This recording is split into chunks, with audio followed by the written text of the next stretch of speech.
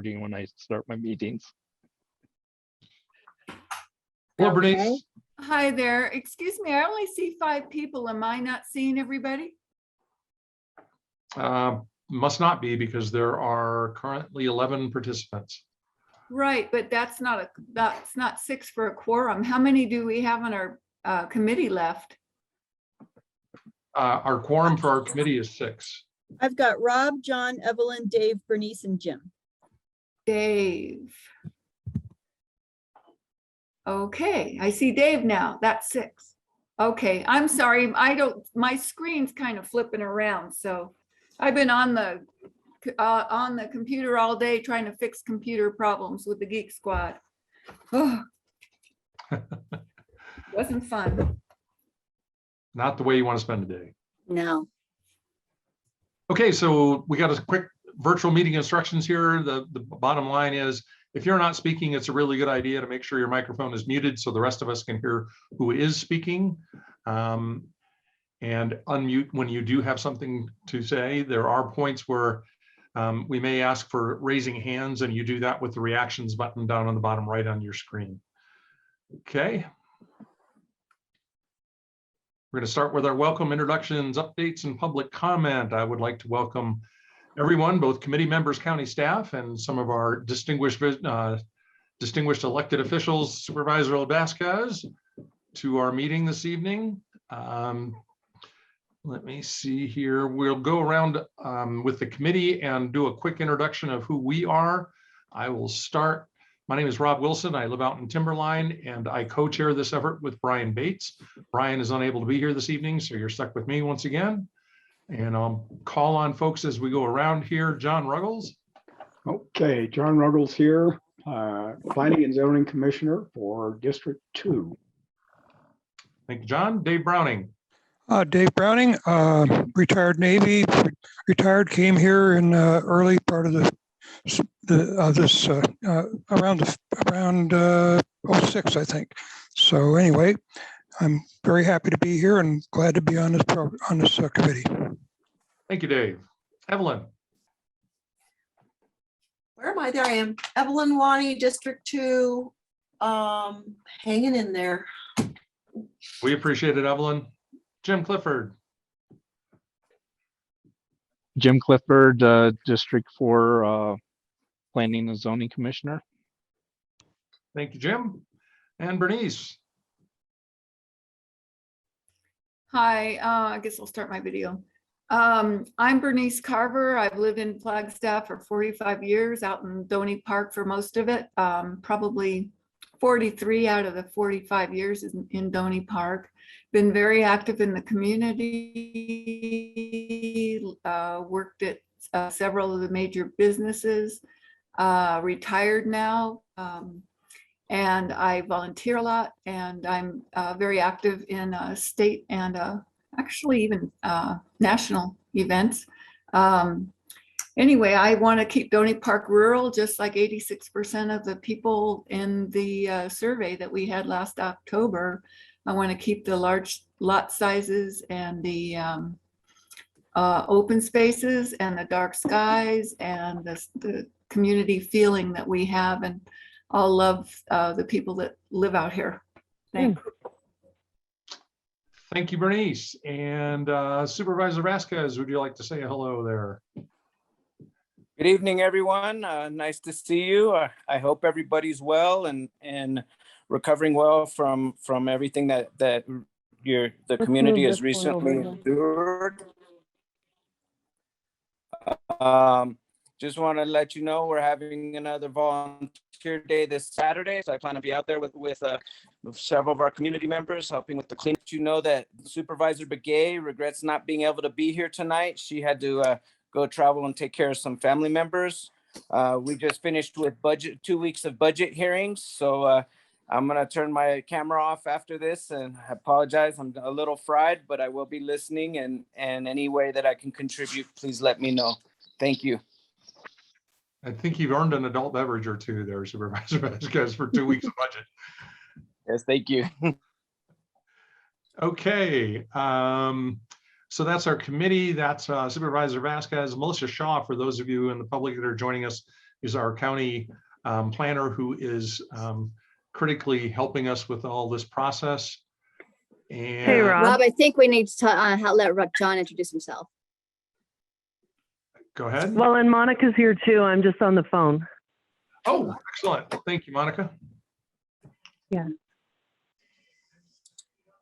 Anyways, hi, I'm Monica. Bye. Hi, Monica. And Rob, I think John Ruggles didn't introduce himself. Yes, he did. Did he? Okay, sorry. I started with John. Multitasking. Okay. If each of the members of the public could make sure, let's see, we've got one iPhone that says Y03ROY20HD. If you could tell us who you are, that would be helpful for our minutes in the future. Is anybody here on an iPhone right now? Yeah, my name's Don Rusinski. It's RUSINSKY. Welcome, Don. Thank you for joining us. Appreciate that. Thanks. All right. Our next item on the agenda is our public comment period. We care very much about the success of this plan, and that's requires critical input from our community. If you have comments that you would like to share with us, we ask that you limit that to 3 minutes out of fairness to everyone.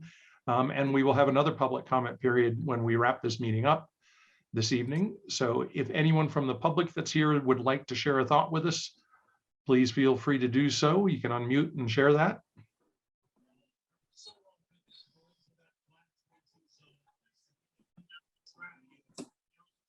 All right, I'm not seeing any, so I guess we will move on, Melissa. Our March 10th meeting was our last quorumed meeting, since we can't count the open house.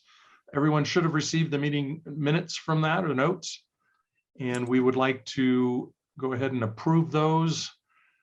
Could someone make a motion for me, please? Excuse me, this is Bernice. I'd like to make a comment on them. Please do. Okay, here, let me flip my video on. Can you see me? I guess, maybe. I can't see myself. Oh, here I am. Yes, we see you. Okay, thank you. Under the second comment period, it said that I said that committee should look at LU 7 again and discuss size limits and locations limits for residential medical type housing. Right. I was concerned about the size of the medical clinics that were allowed in the plan. We should limit those to smaller clinics, like the PT clinic over on 89 by Subway. Those have to be in commercial areas too. But the residential collective housing was what I was mostly concerned about. And I would like to add it to the minutes that the residential collective housing should be called group homes. That's what we had it originally in our plan. And I didn't remember us changing it, but somehow it got changed from early on when we were first meeting in committees. It did call those group homes. And Bernice, I don't think residential collective housing should be in the area. And okay. Bernice, excuse me, just one moment, please.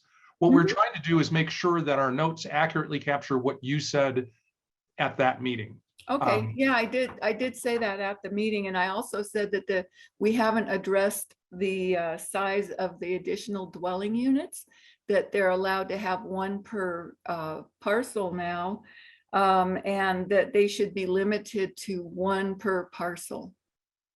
So that in the future, the planning and zoning doesn't increase the size of the number of ADUs, so that we keep in line with the desires of the community.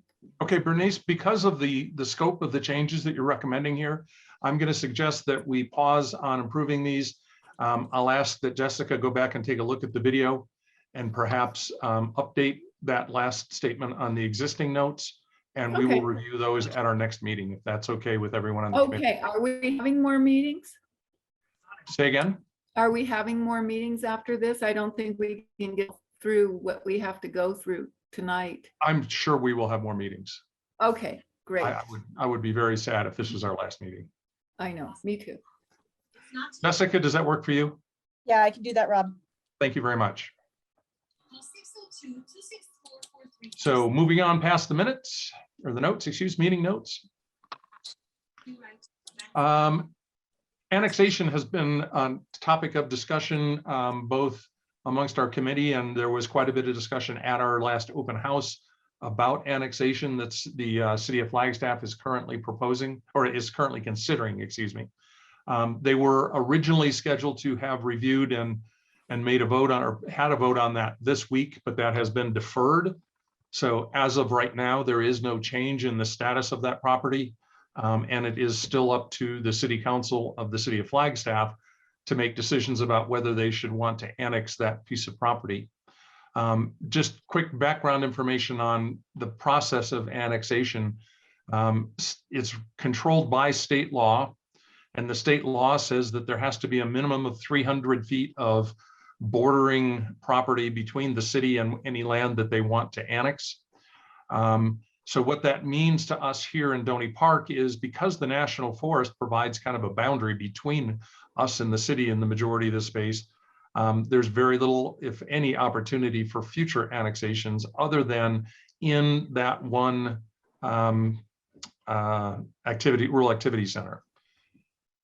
So that's kind of the update on annexation, which is really not an update because there isn't any new news until the city makes a decision. Hey, Rob, if I could add to that. So they are hearing it next week on May 17th. Okay. And actually this link here is to the agenda along with the packet. Just to kind of make another point, the property owner did request this from the city, and the property owner requested it mainly because they're asking for city water and sewer services be extended out there. Okay. And yeah, I can put this link in the chat if anybody wants to see the agenda and the all of the plans for the proposed development. Okay. And actually I have one more slide here that does show, just the size of the rural activity center here and the zoning.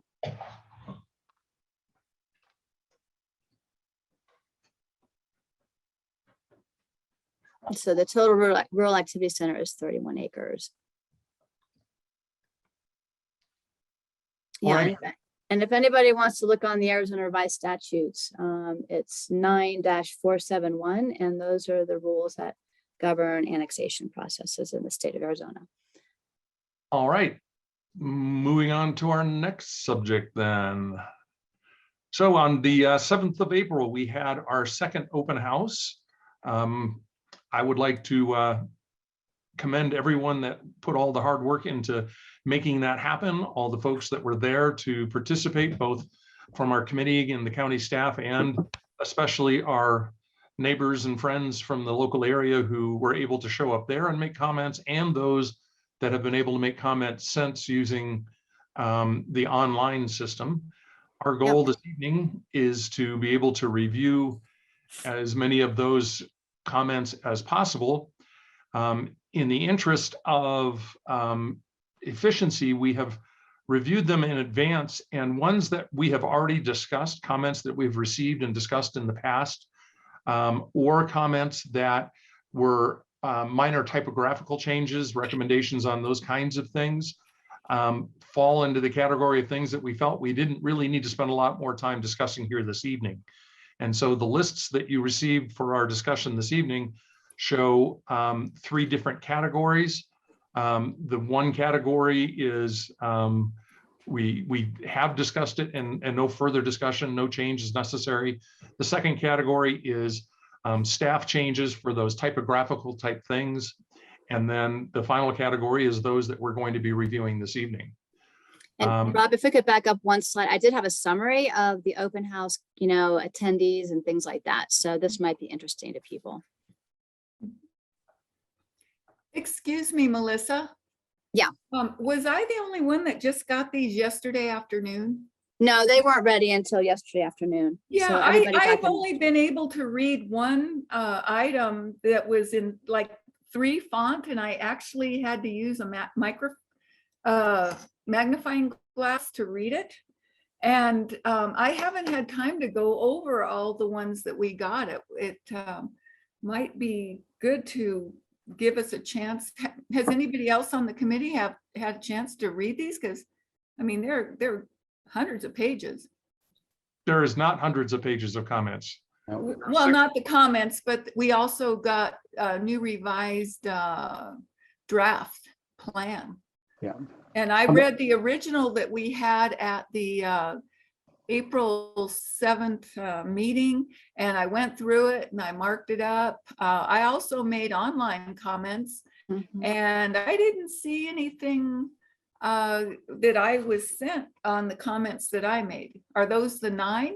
They're in there. Yeah. So we just, there were 59 people that signed in at the open house. And then just kind of FYI, out of those, we got 25 brand new email contacts. But there were a total of 91 comments, and that was a combination of online comments written that night, notes written, email comments, and then 9 comments from the committee. So that does include yours, Bernice. Okay, because I went through all the comments. Let me, they were it's real tiny font one. I read all those. I didn't see any of my comments in there. So they were grouped into public comments, committee comments, and then there was another short list of comments on the vision statement that you all have not looked at yet. So it was a separate document. Yeah, I'm concerned that others may not have had time to, and I know I talked to another member of the committee this afternoon, Liz, and she had not she didn't know there was a meeting tonight, and she was going to try to get on, and she hasn't had time to go over the comments either. So Bernice, what I would suggest is we're going to go ahead and move forward looking at the comments that we've decided that we did need to review this evening. And at the end of that effort, if there are additional ones, either this evening or at some other point that we need to discuss, we'll figure out how we can do that. Okay. But we're not going to stop everything right now. Yeah, I'm, the staff response to a lot of these comments, especially the ones calling to keep it low density, was no change, no change, no change, no change. And I felt like some of those people actually had very good rationale behind their comments, and that we need to look at everybody's comments. And we will. Just want to say there was plenty of time to read all the comments. I started on them yesterday and have gone over them several times by now. Well, you know what? I had to work and I had other things, and my computer was down. I was lucky to print this before it went down. Bernice, and I would know other suggest people haven't had the chance or don't even know the email is there. Bernice, I would suggest not printing these. The only way to look at these in any efficient way is to do it on your computer using an Acrobat reader of some form, so that you can control the font size to one that is legible. So Right. Yeah, that's what I tried to do. But, like I said, I had major computer problems, and I kind of wondered if I didn't have computer problems till I started trying to open these documents. So hopefully the rest of us didn't, and we're going to get started with reviewing those that have been identified as committee review these comments now. Okay, let me go into that document. Hang on one second. So I thought I would actually pull up the Excel spreadsheet rather than the PDF. I think that might actually. It's the same format, but it allows you to edit real time so you can update. Yes, exactly. So hang on one second. Okay, there we go. And let me go back up. So this is, and then you guys. Let's can just start see- with the first comment that we've decided the committee will review. Right, and that is, excuse me, let me just go up here.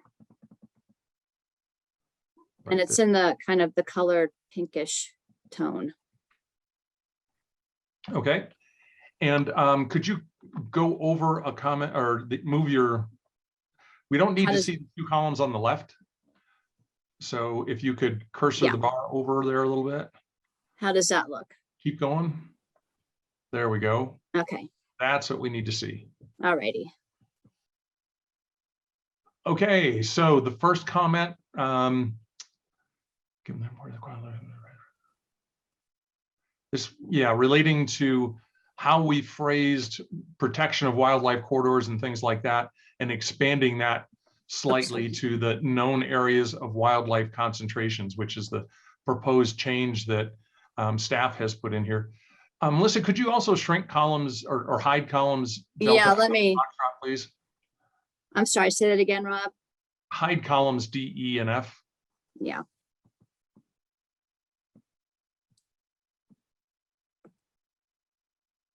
I am working on my laptop too, so it takes me a second to navigate. Hang on a second. So committee members, the proposed change here Oops. was to add that additional verbiage into our existing.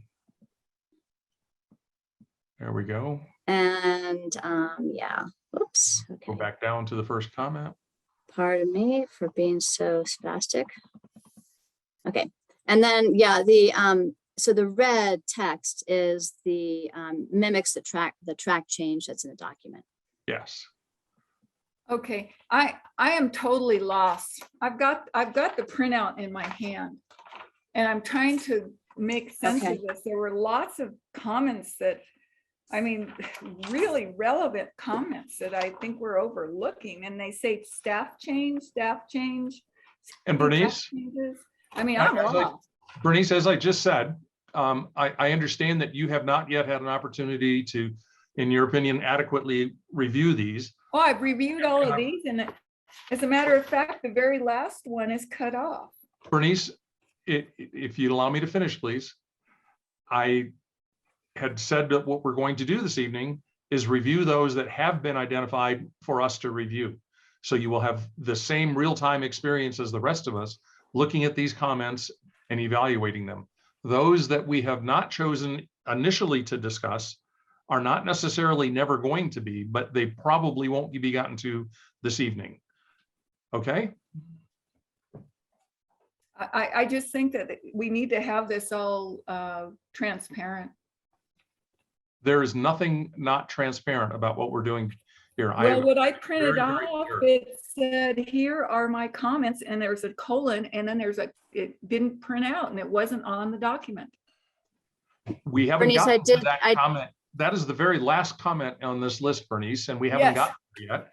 So let's reserve your comments till we get there. Okay, Fair enough? sounds good. All right. So we're back to comment or line number 48 there. And the suggestion here is that we add known areas of wildlife concentrations to be able to better define areas that we want to protect with respect to that. Does anyone on the committee have any opposition to making that addition? All right, hearing none, then we will move on to this. We will say that we are going to make that addition into the plan and move on to the next comment, which is regarding the installation of a cement sidewalk along Silver Saddle to better facilitate walking and bike riding to and from school, etc. Excuse me, Rob. Yes. I wrote myself a note along that one, and I had thought, I'm sorry, I just couldn't collect my thoughts quick enough before we talked about that, or you talked about that. If we educate people areas of wildlife concentration, is that going to bring more people into the areas where these herds of elk and deer and other things? Are we going to be getting more traffic in those areas with people on razors to go look at the elk I'm trying to think of a way to protect the animals rather than to let everybody know where they congregate. I can see the benefit of being quiet around them, but seeing what's going on in the forest right now, I just think that we need to see two edges of that sword. I would suggest, making Bernice, that sure- the folks that live here already know where those areas are for the most part. And I believe that this policy is really aimed at folks that are moving into the area and may not be familiar with where these areas are, and asking them to be respectful of them, not interfering with them. Dave, did you have a comment? Yes, But I this is do. used as a public land too. Yes, I do. When I read it, it says encourage agencies and volunteer efforts to educate users of public lands to respect natural quiet around private lands and known wildlife concentrations. That tells me that you shouldn't make a lot of noise and go out there. I don't know what else we need to do in terms of telling them that they can't go or they can't see or whatever. Okay. Any other Okay. committee members have any thoughts on this? Evelyn? Yeah, kind of like what Dave said, we're encouraging for them to respect the natural quiet. We're not Right. telling them where it is. It's like, if you find it, be quiet. Okay. Thank you. Evelyn and Dave, sum it up for me. All right. It sounds like that we are good with the proposed change on line number 48 there. And we will move on to line number 49. Concrete bike paths are something that I believe during our conversations previously in this particular area, we had kind of shied away from concrete or asphalt types of paved roads because it kind of deters from the natural and rural atmosphere. Committee thoughts?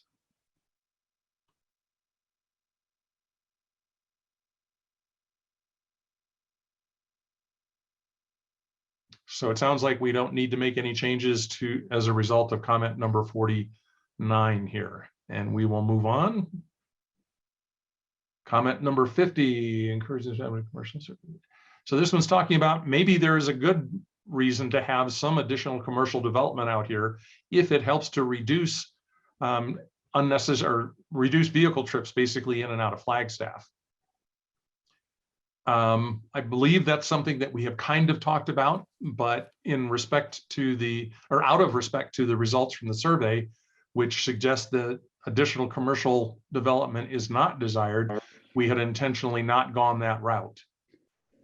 Rob, just a quick addition to that discussion. I think that cottage industries and home occupations cover this rather well without much impact and without the impact you would have of saying that we would want those sorts of things within an activity center. Okay. So John's indicating he thinks our current policies and goals and policies pretty well define it. Any other committee members have any thoughts or inputs to share with respect to that? All right. Then So we are Rob, good. just to clarify then, the suggested policy is not going to be included. Is that correct? Correct. Okay, That's correct. Then we're good as it is. all right. Moving on to item number 51. More housing for folks that can't afford homes. Succeed purpose. And this one's talking about bus transportation. And I'm sure that would mean additional types of transportation, which we had some pretty lengthy discussions about with the NAPTA folks and I'm blocking out his name wrong. Russell, no. Anyway. Dave Wessel. Yeah, Dave Wessel, that's it. About what the opportunities were for additional public transit and those types of services here, and that they really didn't look good because the ridership just wouldn't justify it. I believe that we have pretty thoroughly discussed this in the past. Does anyone, after reading this comment, feel we need to make a change?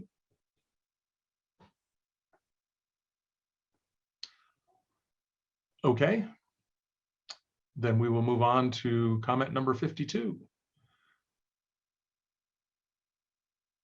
Question where we're talking about second homes and short-term rentals.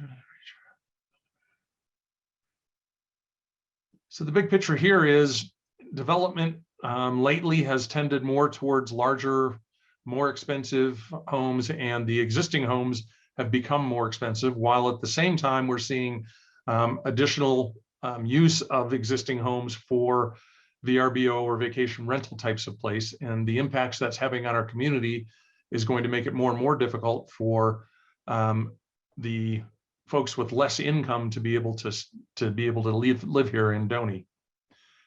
And this is a staff suggested new policy, LU9, that we should read over. I'll go ahead and read that out loud so that folks on the phone can hear that. The suggested policy says, to maintain the valued rural residential community character of the area plan, the community supports owner-occupied housing and discourages the use of housing as vacation rental property. So since county staff is the ones that suggested this, I'm guessing that that's legal to make that kind of a suggestion. And that is consistent with what we have heard from our neighbors and in the survey. So any members of the committee that would like to see this added, I'd like to hear from you if that's the case.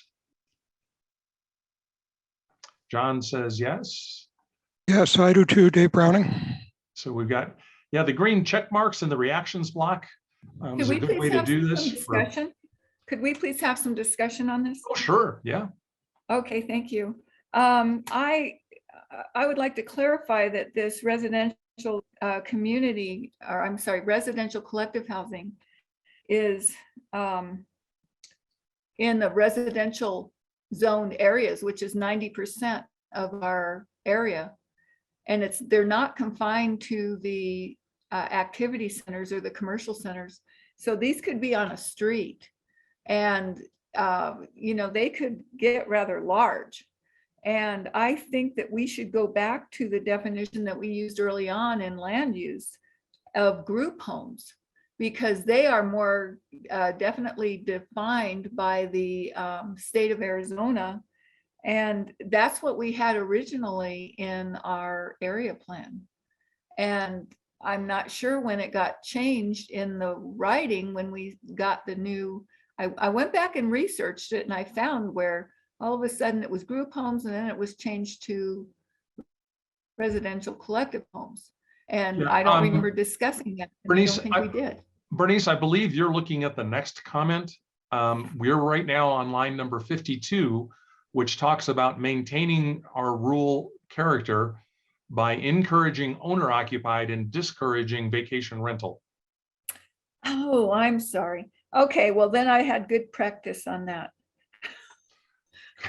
Maybe I'll say it a little more clearly next time. Okay, so I see 4 green check marks, which is enough to suggest or to approve the proposed change, new LU9. So thank you for that. Bernice, we are now going to move on to comment number 53, talking about the definition of residential collective homes. Is it an apartment, a multi-story, or what? And there is a suggestion from the staff about addressing that, a new land use 8. And I will read that for everyone. It says, assisted living, convalescent homes, and residential collective homes should maintain the rural residential character of the area by not exceeding 10 residents per home. Extended public notice to nearby property owners for the proposed facilities should be customized based on the location for each proposal. And the change here is by not exceeding 10 residents per home. So Bernice, your concern you voiced during the previous comment about the size of these would be addressed with this addition. And Liz, welcome. Thank you. Thank you. Thank Sorry you I'm for coming. late. Oh, no problem. We're happy to have you here. Could we please bring Liz up to speed of where we're at and what we're discussing right now? Sure, Liz, what we're doing right now is we're going through the comments that were identified as necessary for the committee to look at. Okay. We have not automatically excluded any of the other comments. There were two categories. The first category was one that after a review, we considered we've already had lengthy discussions about, and so additional conversation probably wasn't an efficient use of our time. The second category was minor typographical type changes that county staff could make on their own. And then the third category, which is those going to committee for review, are what we are discussing now, and we're about 4 or 5 comments in on that. Thank you for catching me up. So what page are we on? 1? We're on comment number 53 on the Excel spreadsheet Okay, lines. I'm not 53. sure. Okay. It is page 3, actually. Oh, it is. Wow, we've gone through 1, 2 already. Wowie. No, we started with the kind of the pink shaded section that says to committee, Okay. but it is Yeah. on page 3, and it's actually comment. Well, there was not a comment number because it Page was a 3, written third comment. one up from the bottom. It's Yeah. a bubble location.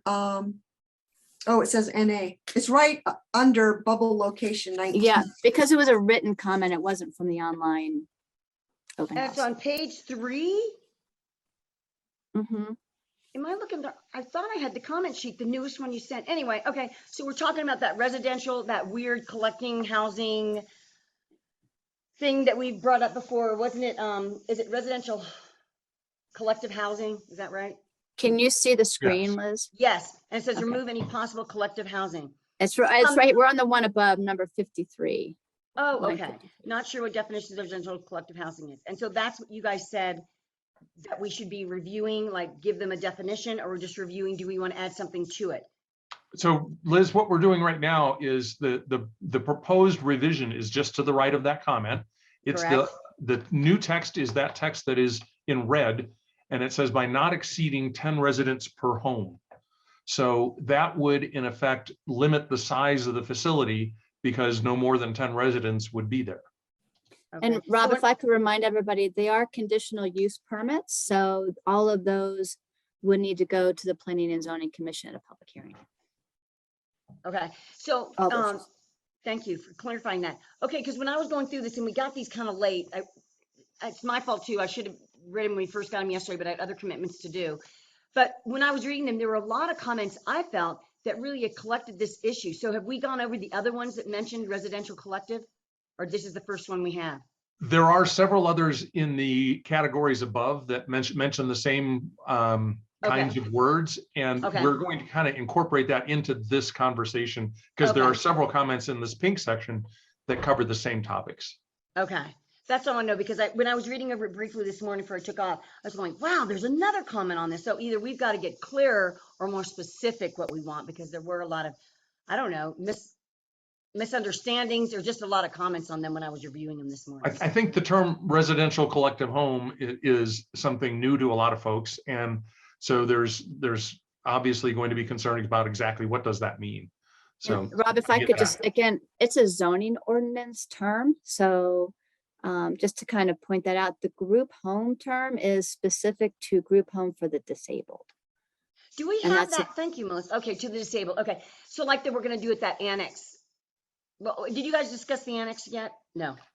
yes, we did. Okay, I don't very have to go brief- there. I'll read the notes. I'm sorry I'm so late. I had another commitment. So this residential collective, do we have this in our glossary since it's not, We're actually working through defining it right now, Liz. Okay, I'm gonna be quiet and now I know where we are. Thank you. And Bernice, you have your hand up. Yes, I do. Thanks. It says should not exceed 10 residents. Are those 10 individuals or 10 families? Individuals. A resident is an individual. Okay, and that residential collective home, it could have anybody in it, not just people that are disabled, like we had in group homes, or we have group foster homes too, don't we? Yeah, Sure. yeah, we do.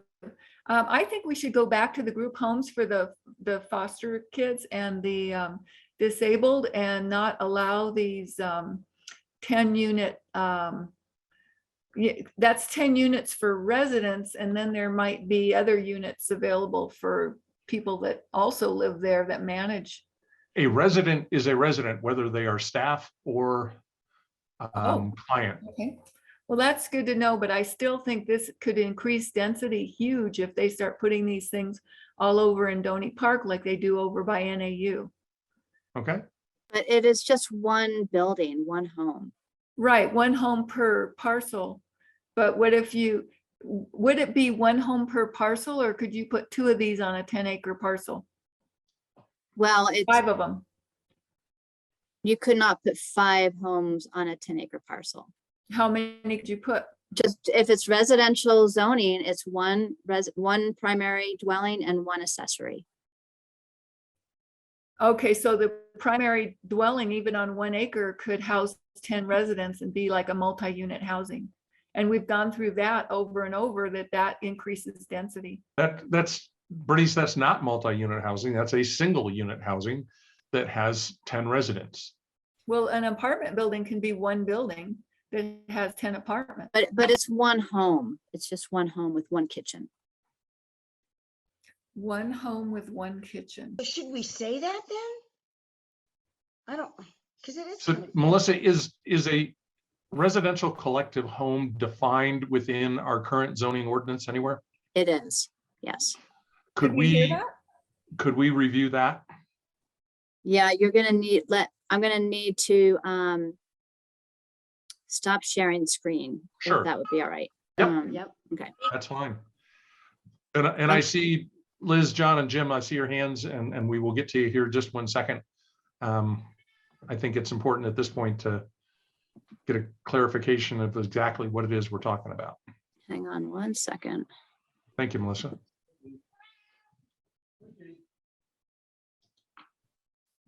It sounds like dorm-like housing, but I've seen giant ones that had lots of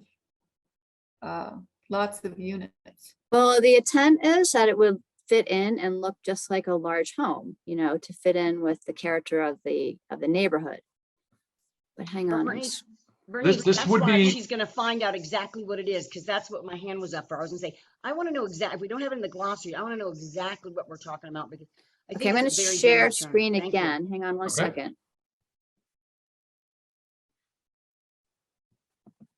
And this is a maximum of 10, so, a 5-bedroom house. Yep. Okay, do very you see well. this now? This is the online. Yes. Okay, so is it large enough? No, Yes. let's make it bigger. Really? Are you kidding me, Rob? Keep Right going. there. Specs on too. Couldn't Got your this specs on include too, buddy. 10 Out of bedroom respect for everyone else. Okay. Residential collective home shall mean facilities for living, sleeping, and sanitation, and may include facilities for eating and cooking for occupancy by other than a family. That is the definition of a residential collective home. Where does it say 1 kitchen? Well, if it's in a single family residential zone, we would only look at a residence with 1 kitchen. That's how we review those. And here's Harriet.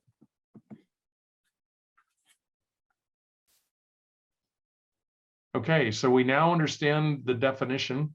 You may want to keep that handy there, Melissa. Yeah, I'll just minimize this and Yep. I can go back to the document Okay. now.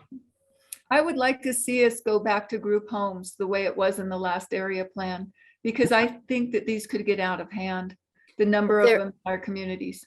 Okay, I appreciate that thought, Bernice. Liz, you've got your hand up, so we'll go to you next. I'm taking it down because we went over the definition. I just wanted a definition so Okay. I could have a clear picture. Thank you. Thank you for that. Mr. Ruggles, your hand is up. Okay, I'd like to point out that Melissa has already told us that these require a conditional use permit, which gives you in the public the opportunity to take us to task on the Planning and Zoning Commission about why we should or shouldn't have the collective facility like this, and what kind of conditions should be applied to it. Pretty simple. Do you see the definition for group home for the disabled? Is that on the screen? Yes. Yes.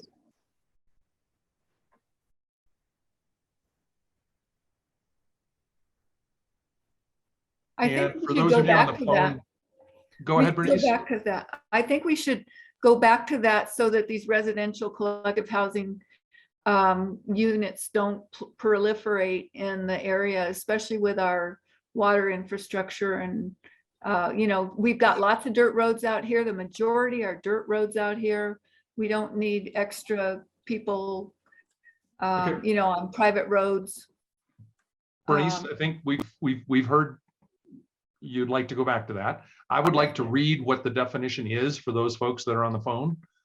So group home for the disabled shall mean a dwelling unit that is licensed or authorized by a governmental authority having jurisdiction over operations for 10 or fewer disabled persons who reside together as a single housekeeping unit and who receive care, supervision, or counseling from one or more staff persons.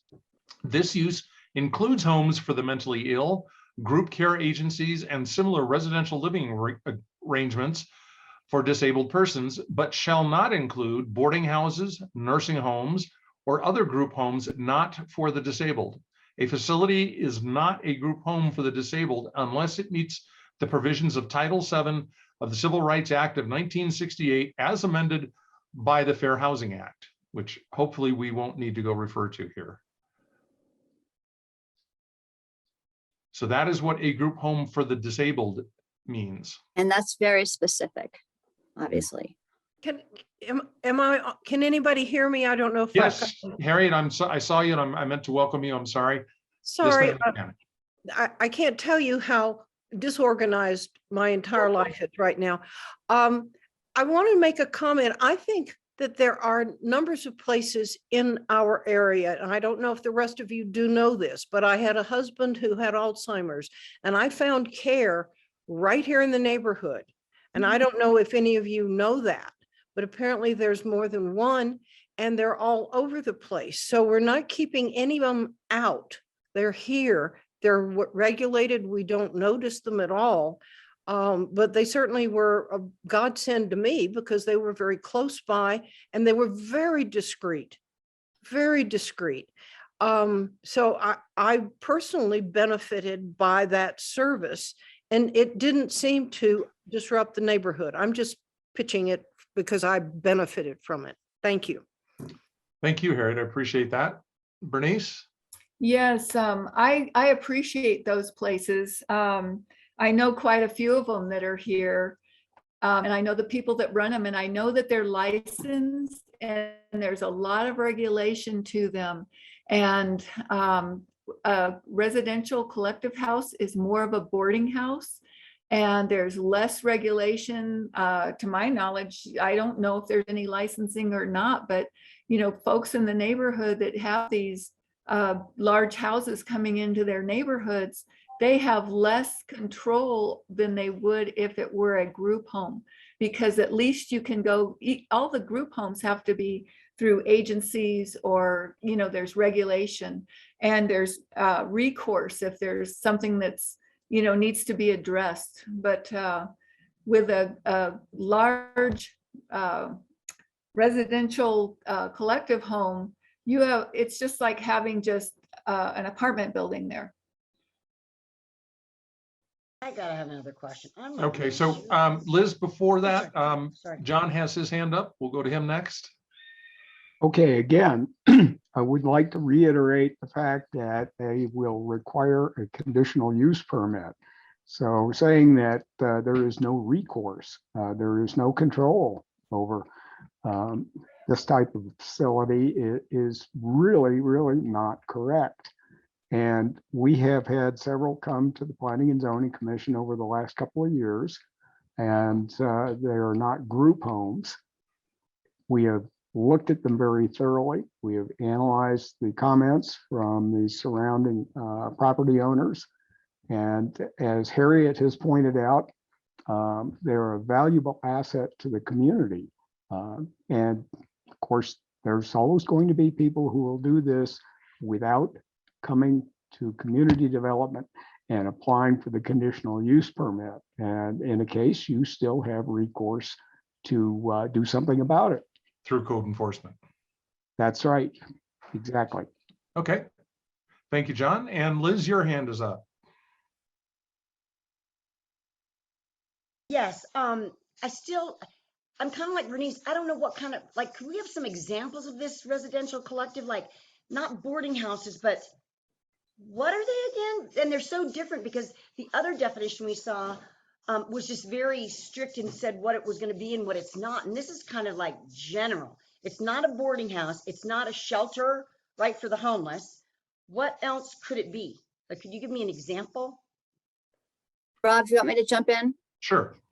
So it could be a, a rehab house where somebody needs to go to recover from injuries. It could be an elder care house where people aren't disabled, but they just need that collective living arrangement where they have extra assistance, but it's not technically that group home for the disabled because they're just in a situation where, instead of going into a large nursing home, if you will, they're in a smaller home where they're getting, living with other people and having food provided, but they're actually, not technically disabled by that definition. So could it be that maybe we need minimal assistance? It's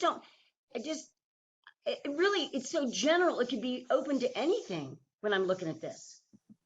It means people are living together for some reason, and it's there for sleeping and sanitation and eating and cooking. So it could be anything. Like I could say, I'm going to open up my house to people that just need one room.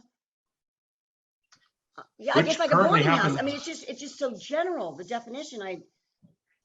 And remember, like John said, they're conditional use permits, and that this policy would be reviewed specific for any of those specific cases that come by that came into the Planning Commission.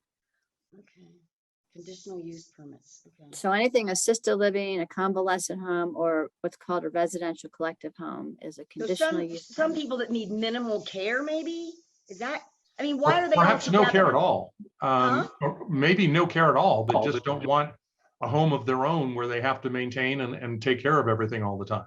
So it could be like it could be a wide apartment. variety of different things. Could it be kind of like what they have downtown where they have, in those big multi-high rises, they have a communal living kitchen and everyone has their own bathroom, but it's bedrooms and the living room and kitchen are centered.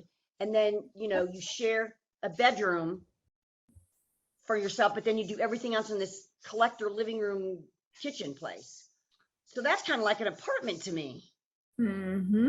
Well, an apartment has a kitchen. They would have their own kitchen in an apartment, and we wouldn't allow that. No, because the ones downtown, because I just got a tenant renting one of my houses that lived, it was like, he said it was like a wheel, and the center part was the kitchen and the living, and he paid $800 just for. Now, Liz, I think what you're talking about are those units that are designed specifically for student housing, and they each have their own private bedroom. And oftentimes that bedroom has its own bathroom, but they have common areas that are common to all of it. That could be like assisted living, where there is that, a common area and a common kitchen, and then they each have their own individual But what bedroom, I'm saying right? is correct. But what I'm saying is they are converting those not to students anymore, Rob. They're converting because they don't have enough students to fit them because they're evolving. Rob, I'm into going to call apartments. point of order Evolving here. apartments. We're getting off track. Okay, but I'm just thinking this definition very I'm clear. sorry. That's all No, I'm no, saying. no. I called point of order. That means be Oh. quiet. Okay. We are getting way off track. Let's come back and get on track. We've already done this. They have to get a conditional use permit for these homes. How long does And the we will conditional- review, Bernice, I'm talking, be quiet. They have to get a conditional use permit for these homes. They do have a separate kitchen and eating facility where everybody goes. They have bathrooms where everybody will use them. If it's a bedroom and a private bathroom, so be it. But the living room, the kitchen, and dining room are all combined. And everybody has use for that. That will be proposed during the conditional use permit. If everything falls in place, they will get the approval to build this home. I'm sorry, I can't put it any clearer than that. It has to go to planning and zoning before these homes can be built. And if I can refocus us, it's just, oh, I'm sorry, Jim. Nope, I'm just calling the point of order because everybody's going every different direction and we only have so much time to get through this stuff. I just Okay. wanted a definition because I thought it was very, and my hand's still up. And I didn't see your hand up, Jim. But anyway, and I was saying, I just needed a clear definition. And you spoke. And so I was quiet, but my hand was up. So what I'm saying is I just was trying to get a clear definition so I can make a good decision because it's still not very clear to me. And that definition is because everyone's going in every direction because we don't have a good definition. That's what I'm understanding. And That's why so we're if going in all directions.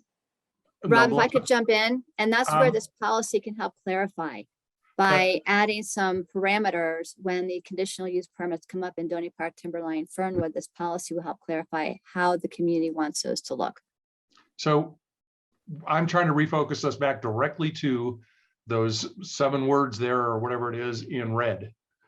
That was the proposed change as a result of the comment that we received during the open house by not exceeding 10 residents per home. Our neighbors, community friends that made this comment wanted some type of additional control, and this was what's being proposed. I would like to know whether the members of the committee believe that limiting this to not exceeding 10 residents per home is something that we want to add. And if we do want to add that, I would like to see a green check mark from you. Can we change it to another wording? Not yet. I would like to take a vote on this wording first. Okay. And I see the majority of us here tonight are saying yes to that. Now I would like to briefly open it up for discussion as to whether we need to expand beyond, expand the limits to more than just the number of residents.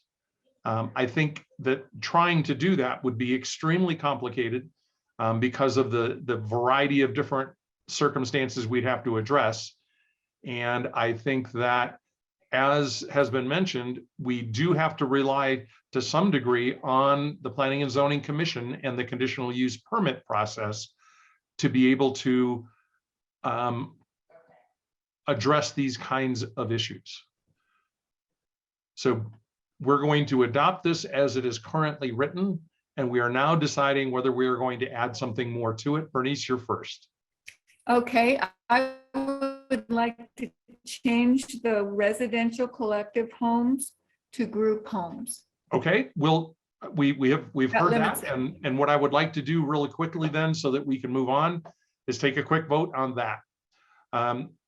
All in favor of changing residential group home to, or excuse me, residential collective home to group home, I would need a green check mark. If you are opposed to making that change, if you would like to leave it as residential collective home, then I need a red X.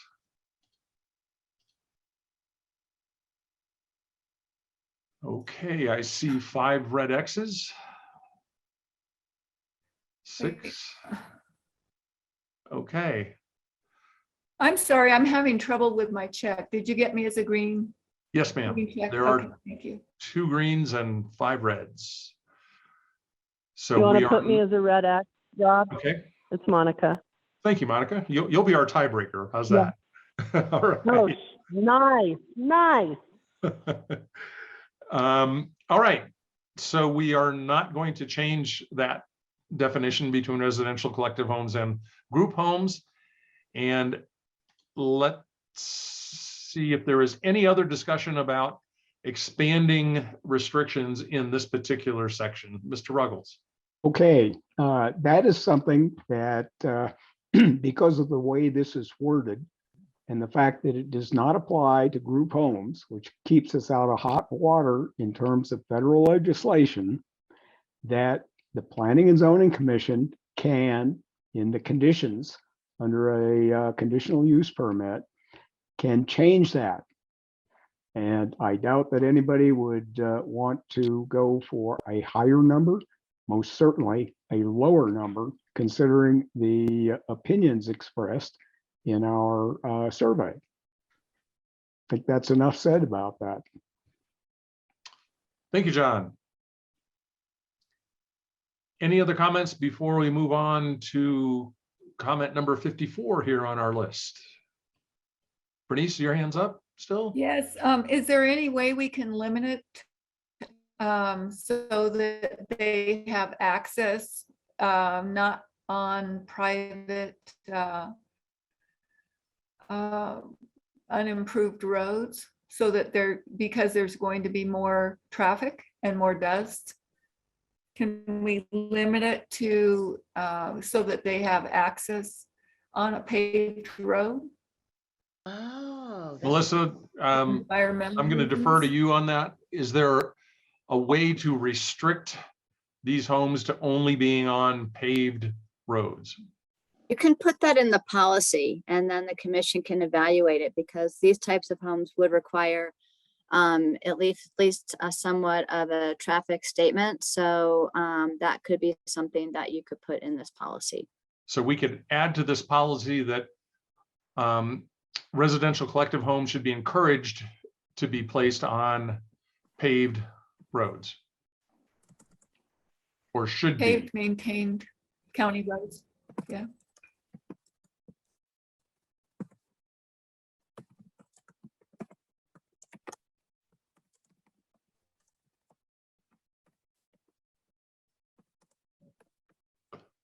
That works for me.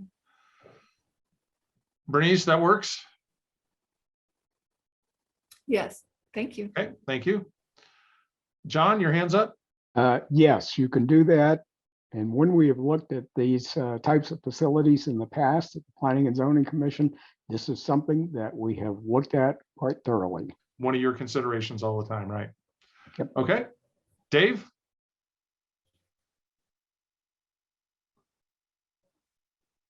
Dave, I see your hands up, but you're muted. I did that. Okay. Can you hear me now? Yes, sir. Okay. Yes. The things that are conditional use permits and other things that the Planning and Zoning Commission, they have, it's their job to make some decisions on this as it comes here, other than what's specifically laid out. So we don't have to be totally specific on everything. So you're saying we have to rely, there's a reason that there's a conditional use permit process, and that is so that we can have that kind of scrutiny paid to these on an individual basis. Yeah, not only that, but the public gets an opportunity to. There is a public comment period required. Yes. Right? Okay. Anyone have any other comments relating to item number 53 here on the screen? All right, we are going to move on to item number 54. Could we add extended notification for the CUP, for the LU8? So people within 300 feet, there might be somebody down the road that is affected by them and not know about it. It says extended public notice. Do you see that there, Bernice? Yeah, it already does that. Oh, okay, good. But could we say like a half a mile? No. Arbitrarily defining those kinds of things defeats the purpose of our county planners and of the Planning and Zoning Commission to make sure that the correct parameters are defined in these processes up front. If we define it automatically as something, that's just arbitrary at this point. It's unique to the project. Bernice, you may want to, just so you know, sometimes there's a lag on your audio. Yeah, So you may if want you- to turn your video off, Bernice, because your audio breaks up pretty bad sometimes. Thank you, Melissa. Thanks. Okay, item number 54. The comment is basically opposing any type of collective housing here in Doney Park because it's a rural area and we shouldn't have collective housing. I believe that we have just fairly thoroughly discussed collective housing. And unless anyone sees any reason to further discuss this, I am ready to move on to comment number 55. Seeing no hands. Comment number 55 says goal 2 alpha, define better clear benefit. What defines or who defines that? And Melissa, in this case, I think we're gonna need to go to the bubble. Yep, hang on a diagram. second. Yep, hold on. Thank you.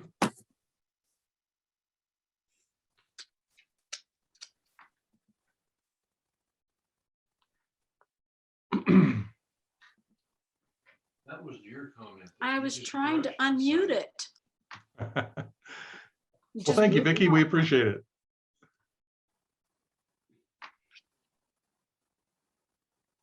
Interrupt. Okay, hang on one second. Let me go back. And this is comment number, I don't have a way to raise my hand. actually, Rob, this was on a written comment. Oh, can you bring Okay. up that particular section of the plan then? Yeah, hang on. Thank you. Sorry for the scrolling. Oh, no. It's a necessary evil. I'm impressed you're doing all this on a laptop. You should have like 2 giant monitors and Well, I would, but our community development building at night by myself is not the best place to be, I have to tell you. So, I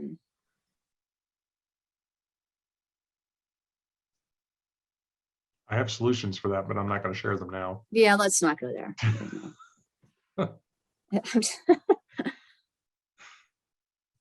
We tried to meet in person, but we couldn't do it tonight this time. I passed land use, sorry.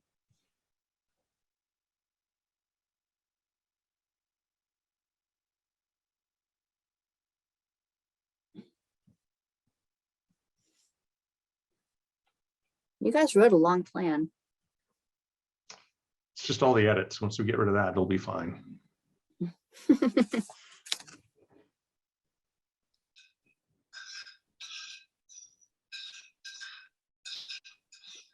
Okay, it's number 8.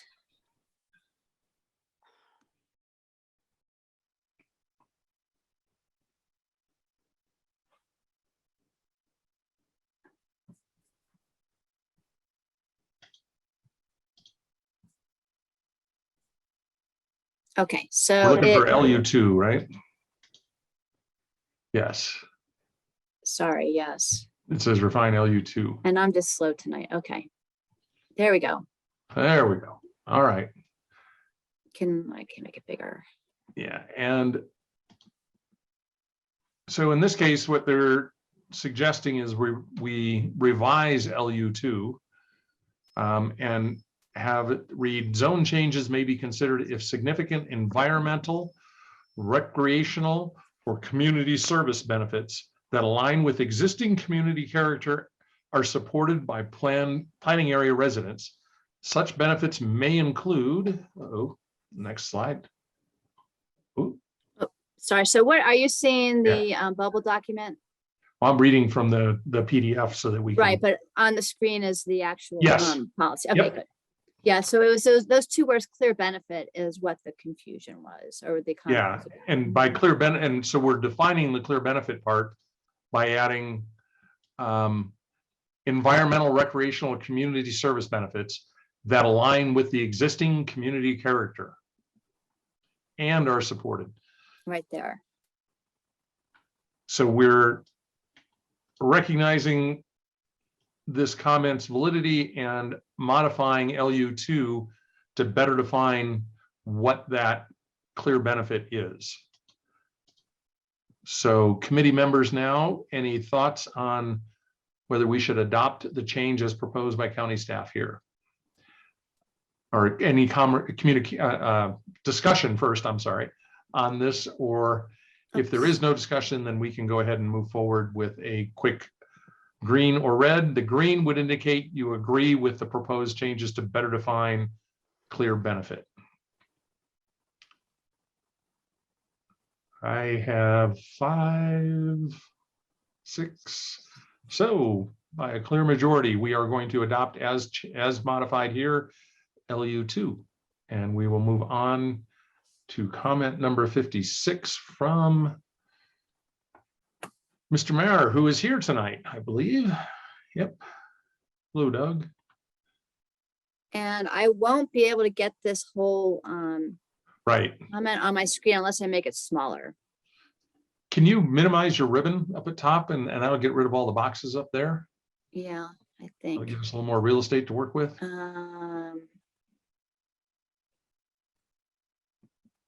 Let's see. Does anyone remember how to do that off the top of their head? I think if you right click over in a blank space, There we go. there you, yeah, that gives a little more room. Thank you. All right, so in this case, what Doug was talking about basically is tax parcels within our area should remain tax parcels within our area and not be exchanged, swapped, or redesignated as land other than what it already is. And I'm paraphrasing significantly here.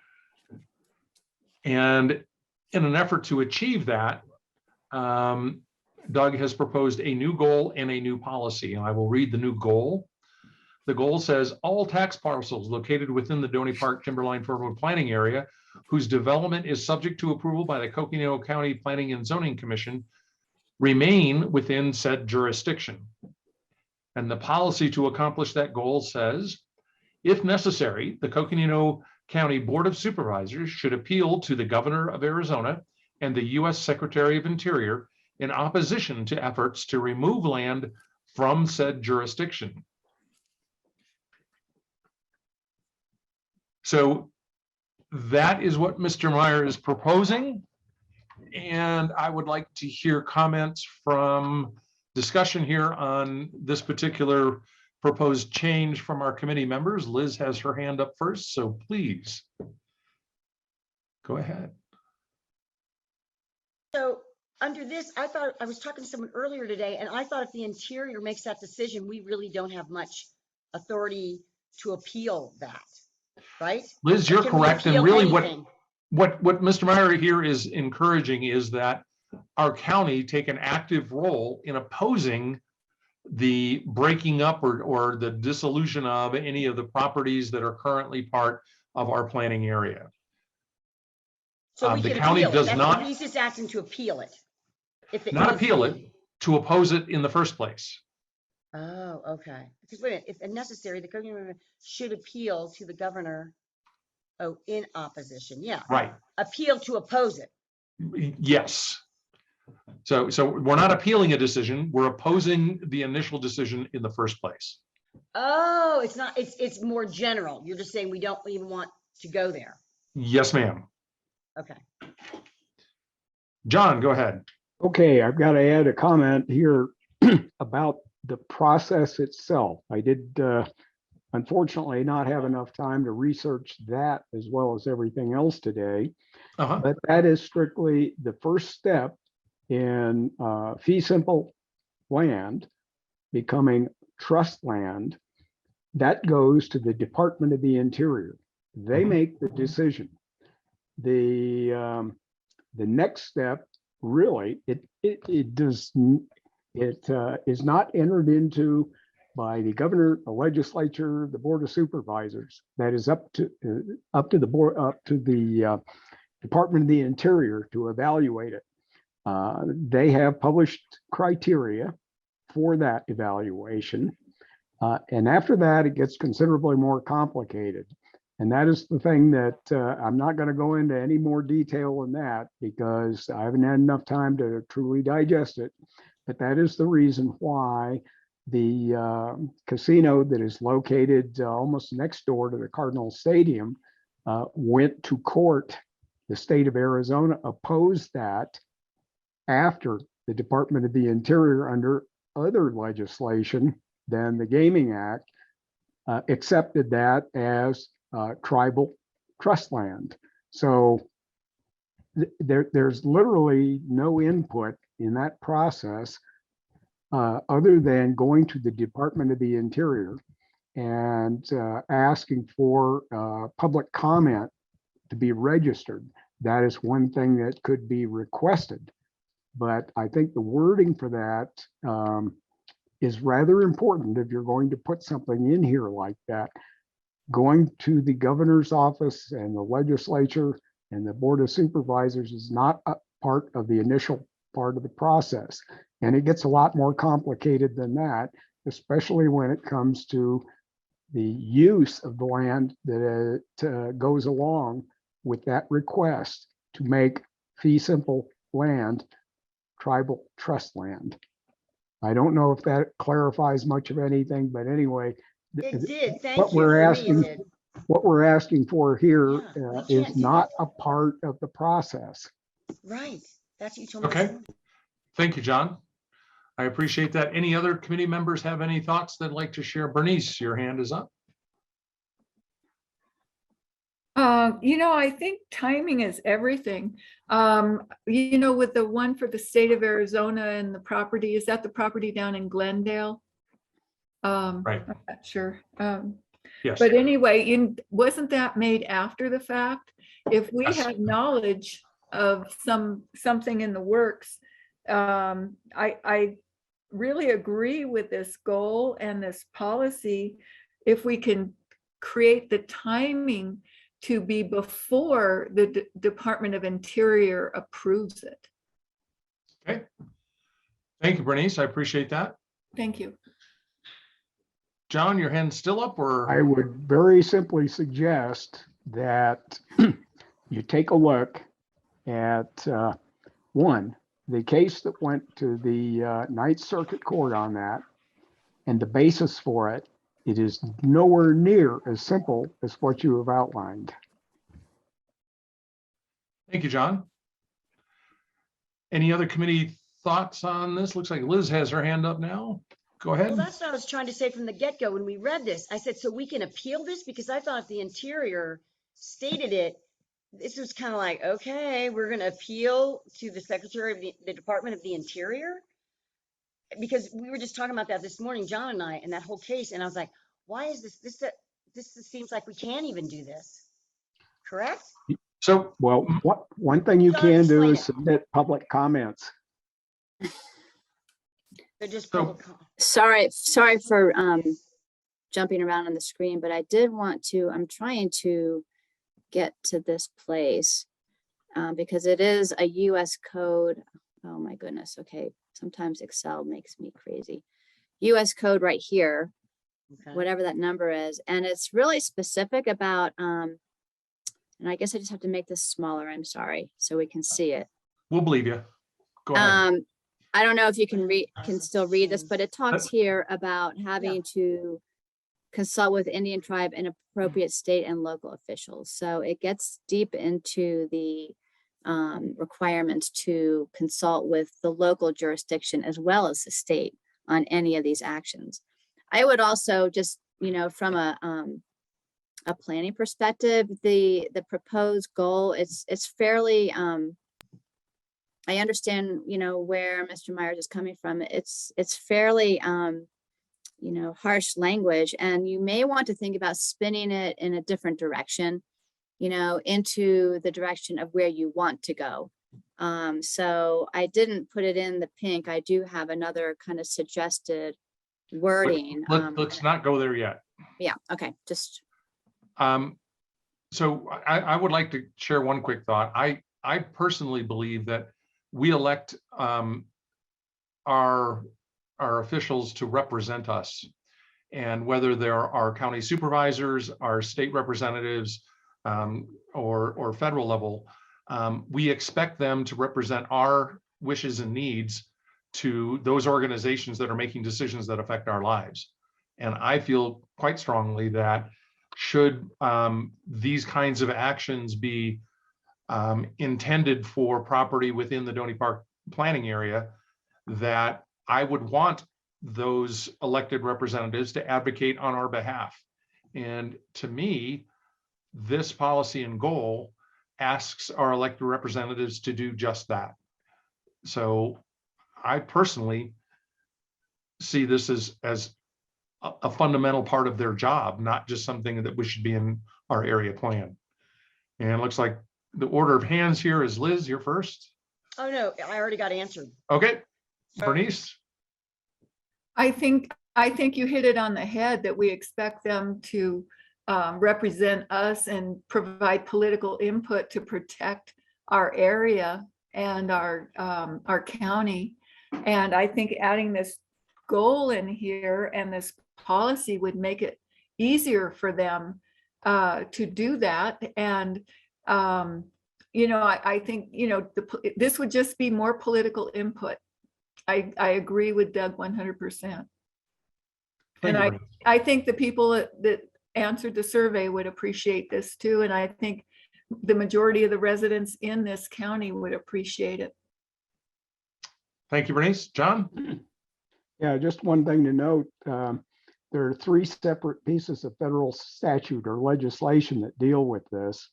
And the one place where the governor of this state, representing the state of Arizona, has to sign off on it is the 1988 Gaming Act, the Indian Gaming Regulation Act. Mm-hmm. In a case like what happened in Glendale, that was not what the Ninth Circuit said was necessary. And it was dealing with a totally different statute than what we're talking about here and what we would be going through as part of the process. Okay. Thank you, John. I appreciate that. Dave? Yes, one of the things that bothers me a little bit is we really need to keep our eyes out for things that are being planned. And you got to get ahead of it before it goes up for final signature.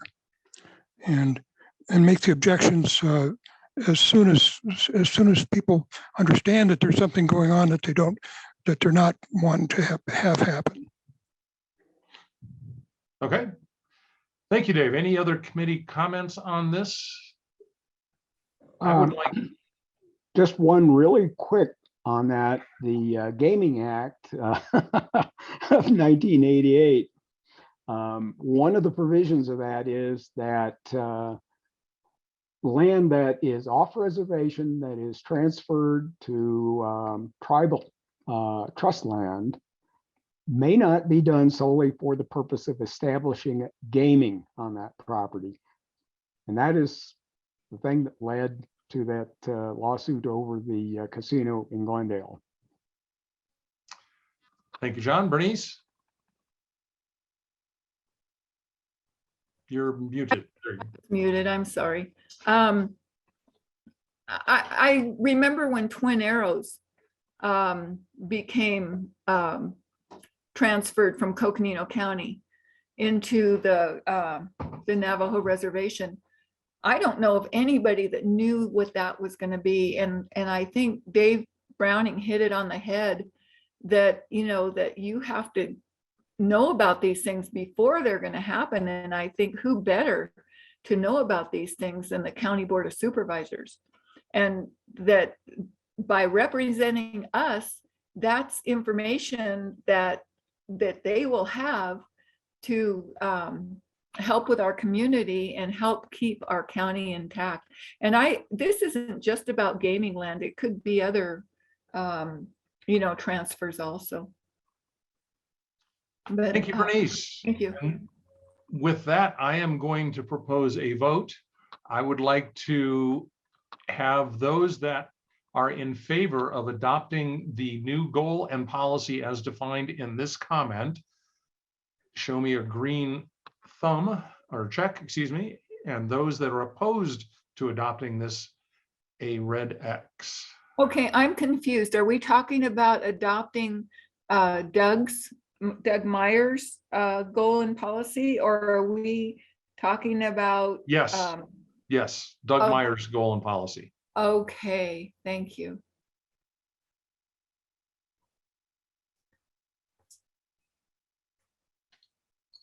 All right, seeing a majority in favor of adopting Mr. Meyer's policy, we will add that new goal and policy into this section. And we have now been meeting for 1 hour and 30 minutes. So we're halfway through this meeting, and I am going to call a 5-minute recess. And we will start back up again at 6:35.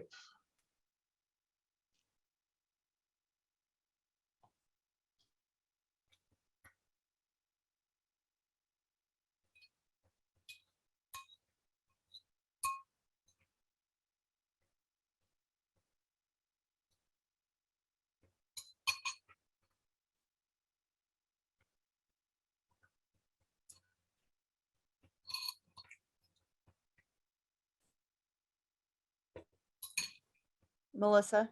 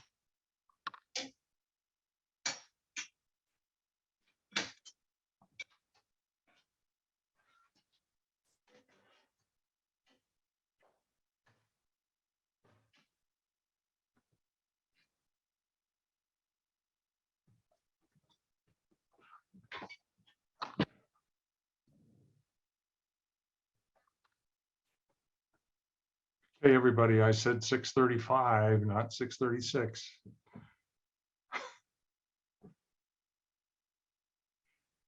Evelyn, is your hand up for a reason? I'm just saying here. Oh, awesome. Glad to hear it. Let's make sure that we have our quorum back. So if you are a member of the committee, if you could show me a green check mark, I would appreciate it.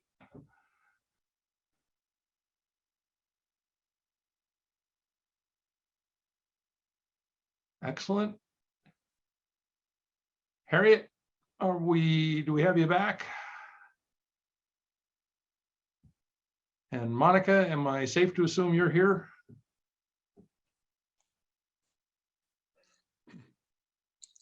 Yes, I'm here. I just can't find the button. Yes. No problem. Thank you. All right, we have a quorum, so we are ready to begin again.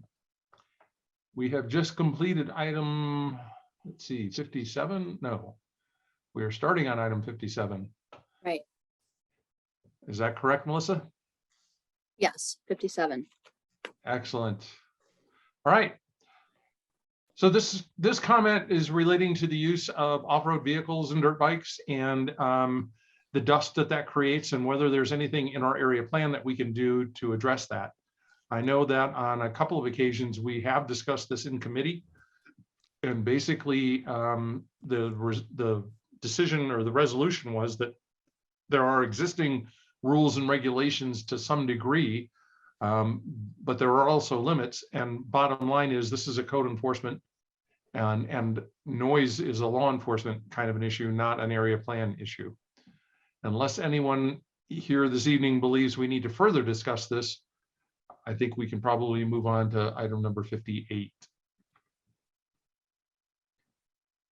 Okay, hearing no more comments on that.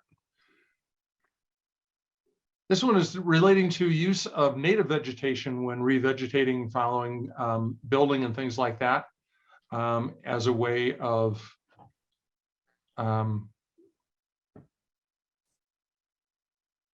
following development.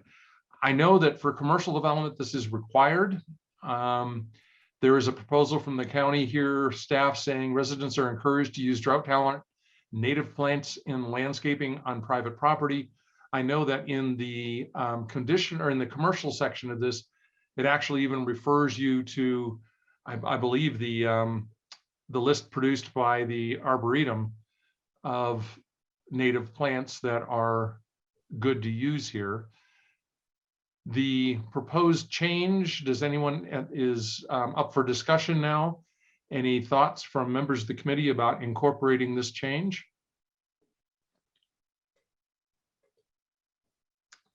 I'm already seeing green check marks, so that's an encouraging sign. No discussion. Let's take a quick vote here whether we adopt the new policy NE29, which reads, residents are encouraged to use drought tolerant native plants in landscaping on private property. If you agree with that, show me a green check. And I've got 5, so we are good there, and we will move on. Our fire stations, coincidentally, were brought up. And this particular comment says, keep station number 33 as a fire station. We need it in our area. I don't think anyone would argue that right now. And I think the next comment falls in the same category. We'll discuss both of these together.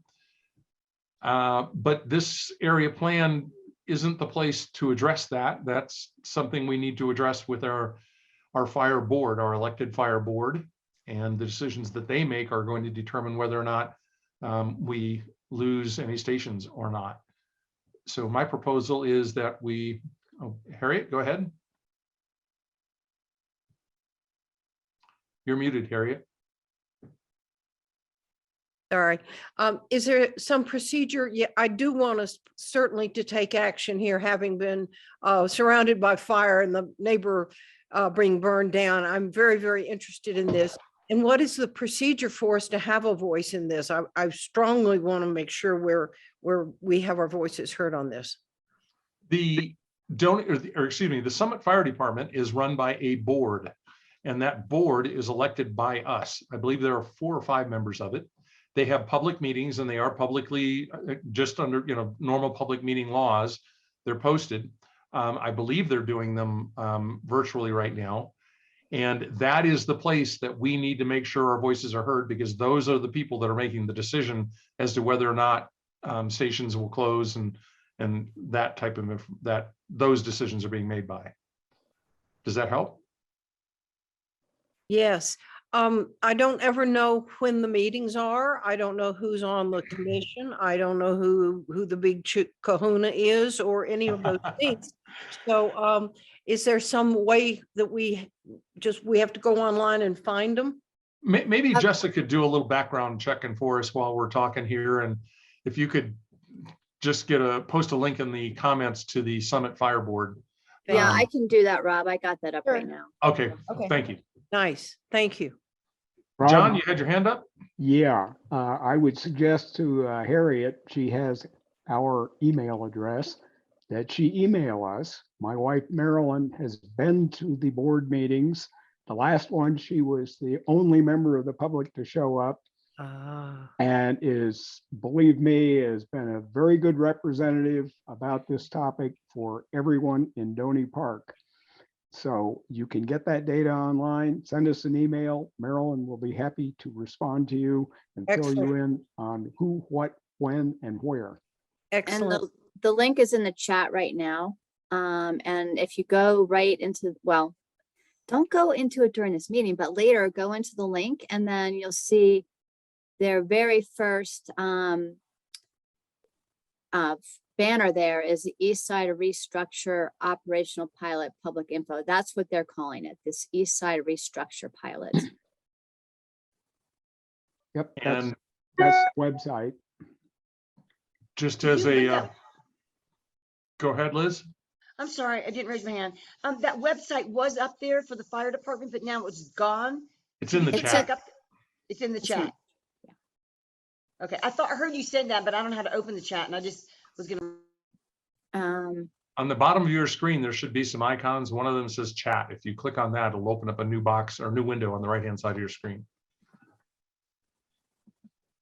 And okay, thank you. I can just show you real quick what it looks like. There.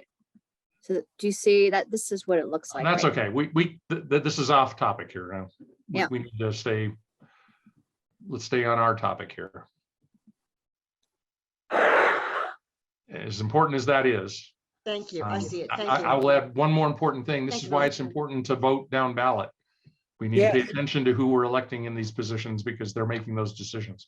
We're going to move on to comment number 61 now. And that is, they're against all the bike trails, apparently. Keeping the county looking like a county. I read this a couple of times. People sitting out in the backyard. So basically what they're suggesting is that additional trails work both directions. They're not a big fan of that and are opposed to additional connections between Doney Park and the city of Flagstaff. We have had these discussions in great depth, and Liz has provided lots of background and maps and things like that. I don't know that there is additional discussion that we need to have relating to this, but Harriet, your hand is up or still up? Harriet is trying to get back on the Zoom. I don't know what. Okay. I've lost the Zoom. I'm sorry. No, you're still here, but that's all right. Bernice, your hand is up. Yes, I would like to add that the utility easements that could be used for bike and pedestrian trails that we talked about earlier and transportation, didn't Melissa confirm that those aren't like electric lines or water lines that go through private properties or individual properties, but it was referring to like the transmission lines for the big what's the big electric transmission lines, the like the pipeline for the gas company, El Paso. Yeah, that's to say for the gas, right? Right. Melissa, can you please confirm that if people have utility easements through their private property, that they will not be used for trails? Well, anyone would need to give approval for that. And if there is an easement going through somebody's private property for, say, for instance, just their electrical line, that's very specific use of that easement. So it would take, that property owner agreeing to change the use of that easement to a trail, for instance. Is that what you're asking?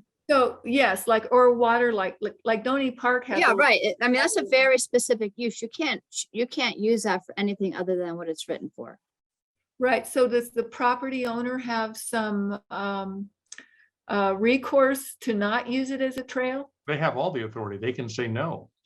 Oh, okay. So Well, it's not written for a trail, so, Right. there may be some cases where a property owner agrees if it's right. Okay. makes sense, but yeah, it's But not they written that way. couldn't, like the county couldn't decide through eminent domain that we're going to go ahead and put a trail on, say, on the water line easement.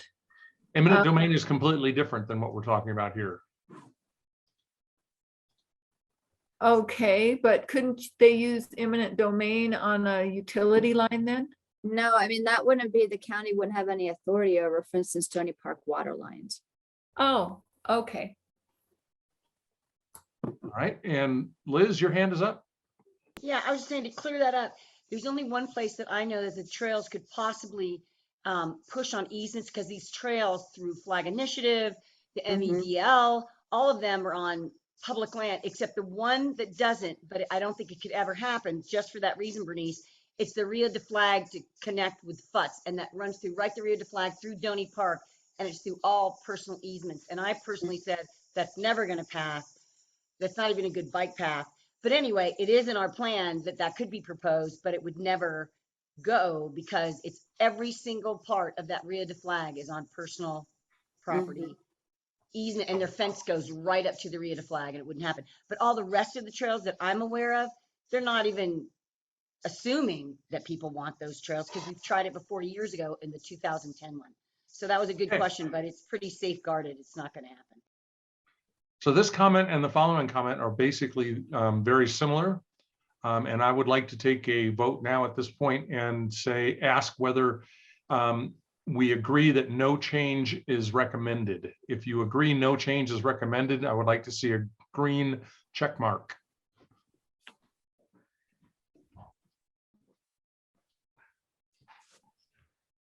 Yeah, fine. There's 5. All right. So comments 61 and 62. We will move on to 63. And this one is talking about, in the past, there was some proposals to increase the lighting at the intersection of I-40 and Cosdino, probably for safety reasons. The concern was about preserving the dark skies in relation to that. The suggested change by the county here says that the county should ensure that transportation projects by other agencies, such as ADOT, are compliant with dark sky standards. I would hope that outside our area plan, there's a much bigger requirement for the county to ensure dark sky compliance by outside agencies throughout the county. And is that not the case, Melissa? Well, the county does have a dark sky ordinance, and we do work with ADOT throughout the county, but we don't have jurisdiction over ADOT in terms of their projects. So there's not, to my knowledge, a general policy like this that would apply. So that's why we suggested this. But wouldn't the county would be consulted should there be an ADOT project going on within the county? Is that correct? ADOT's very good about, public participation for their new projects. So yes, that would include the county. Like you've said throughout your document, this would remind everybody that dark skies are important. Okay. They have their own safety standards that may or may not comply with our lighting ordinance. And that's, I think, the point here. John? Yeah, I'll give you a little bit of an update on that. The Dark Sky Association here does a very good job of representing what we would like to see in the county relative to dark skies and lighting along I-40. And this is something I take a pretty close look at. And I noticed that ADOT in the past has been reluctant to go with lighting that would comply for the most part with our ordinance. However, times change, and what's available in the marketplace is something that ADOT is now using. The LED lighting that they are installing now meets the intent of our dark sky ordinance, which is a very pleasant surprise. All right. So the question to us tonight is whether we want to adopt this new TC12, which says the county shall ensure or should ensure that transportation projects by other agencies, such as ADOT, are compliant with dark sky standards. I would suggest it shouldn't even have the word transportation in here. I would say that projects by any other agencies should be dark sky compliant. And so I would like to take a vote on the proposal that the county should ensure that projects by other agencies, such as ADOT, are compliant with dark sky standards. If you agree with that, a green check mark. And Dave, I just saw your hand, I'm sorry. Yes. The word ensure just bugs me because the county doesn't have any authority over ADOT. Okay, let's replace ensure with encourage. Yeah. Okay. Everybody, so we still have 4 green checks. Any other committee members like to vote on this one? There we go. Thank you, Jim. So as amended, we are moving on from comment 63 to 64, which suggests a gravel path along the side of Copeland would be beneficial. And the county staff here has suggested an appendix with suggestions for the transportation multimodal improvements. Is that appendix something we're already doing, Melissa? Yes, we are putting that together mainly to capture the drive about that Nicole and Dave Wessel did, and they gave, and Liz and I have been looking at these a whole list of suggested safety projects, drainage projects. Okay. So yeah, but we're putting that together. Yes. And yeah, no, I'll wait till I'm called. Liz, go ahead. Yeah, I was gonna say, that's exactly right, that we have an appendix because there was a whole project that was given to them months ago. They couldn't get it done. And so we're just gonna, they're good. We have to investigate it more, but it's at the end. And I think this is good that we add this because the woman talked to me about a gravel path and she used the example that we have in Doney on Silver Saddle from Stardust to Coachfield. It's a gravel path that everybody uses. And she just says she hates walking a horse on the road because cars go too fast. And so I said, well, we got one. And so Okay. you can just write it down. And so, yeah, if the people approve, and there were 4 people that were standing with this woman and she just goes, I think it's a safety issue. And I really like the one you have on Silver Saddle. So. Thank you, Liz. John? Yeah, real quick.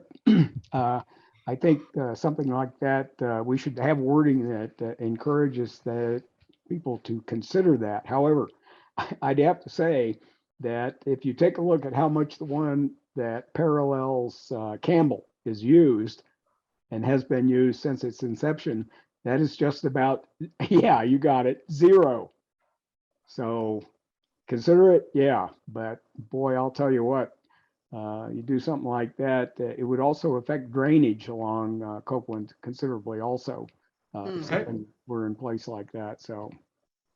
I'd like to take a vote then real quick on whether we would like to add to the appendix the idea that a gravel path on Copeland would be a good idea. If you agree with that, I would like to see. Wait, I got one more question for John though. Can we back it up for a minute? One question for Sure. John. John? Or so you're saying Copeland, it wouldn't be a good idea because what's 0? I missed all that. I got distracted with something else. Say that again? If you use Campbell which is a much more heavily traveled road, And more Yeah. densely, Copeland, so, yeah. then you use that as a comparison. Then zero use on Campbell, you're going to be in the negatives on Copeland. So, You're saying Copeland doesn't need it? well, at the rate things are going, I certainly think so. Oh, because people are leaving. No, what he's saying, Liz, is there is an existing gravel path along Campbell right now, which is a higher Right. traveled road with higher density development around it. And there is very little to no, well, there is some, but very little use of the gravel path that's been installed there. And so what he's suggesting is that we can include this, but actually ever building it is probably unlikely because the cost benefit analysis just isn't going to play out. Yep, But that sums it up. John, you live on Copeland, yeah, and you're just saying you never see people walk their horses on that road. Very few. How often do you go down your road? Because this woman and these 4 other people thought it was a great idea. Well, I'll tell you what, since the price of gas is about $5 a gallon, I am not bouncing around up and down that road like a ping pong ball in a lottery machine. And Right. Melissa, I see your hand. One other quick comment, Liz. I think the one thing that is different there is there is a trail access point at the corner of Copeland and Copeland. Okay. That this I gravel didn't road- write this comment. I didn't have anything to do Yeah. with it. I just told So- it, I didn't have anything to do with this. Let's put it in. I just said that was somebody told me that. No one Melissa, told me go to ask ahead. me. Yeah, thanks. So, and the appendix, the way we're putting that together, they're just suggestions that would need further evaluation. So to John's point and also Liz's point, it may or may not warrant the path on Copeland based on, they would have, the Public Works would do further, gather Evaluation. further input. So just so you know that these are suggestions. Okay, All right. right, so we're going to Okay. take a vote. If you would like to incorporate a gravel path on Copeland in the appendix for consideration at some future date, I would like to see a green check mark, please.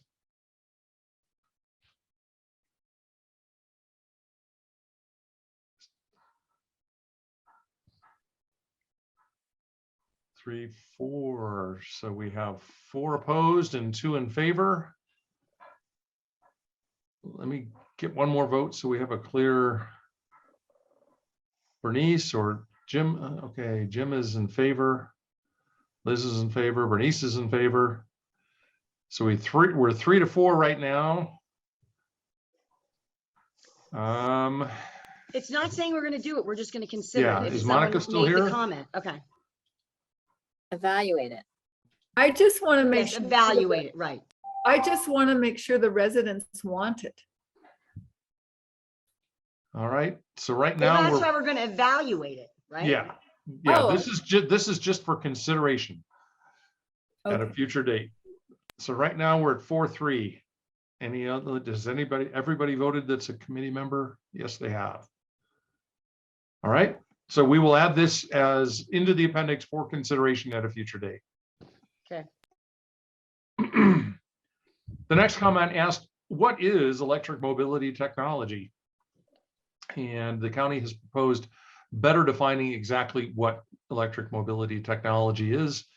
And their change will read, evaluate the impact of evolving electric mobility technology that assists persons with disabilities and others needing assistance with mobility to existing and planned changes. So any changes that are being made should take into account the fact that electric mobility technology may be a part of that. Any discussion, Bernice? Looks like is your hand new or still up? I'm sorry, I'll take it down. Okay.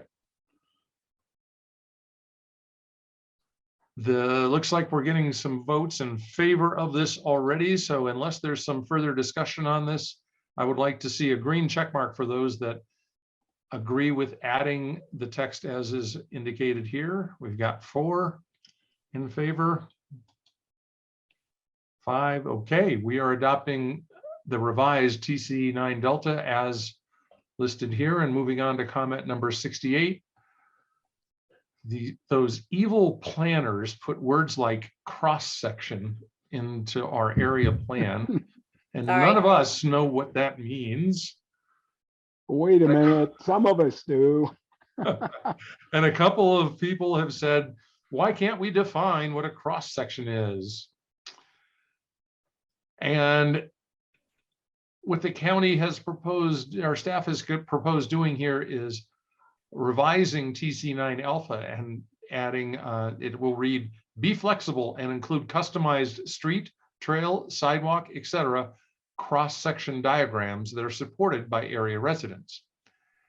And I'm not sure that cross-section has yet been defined in the proposed change. Hey, Rob, that's what the idea of a diagram is for.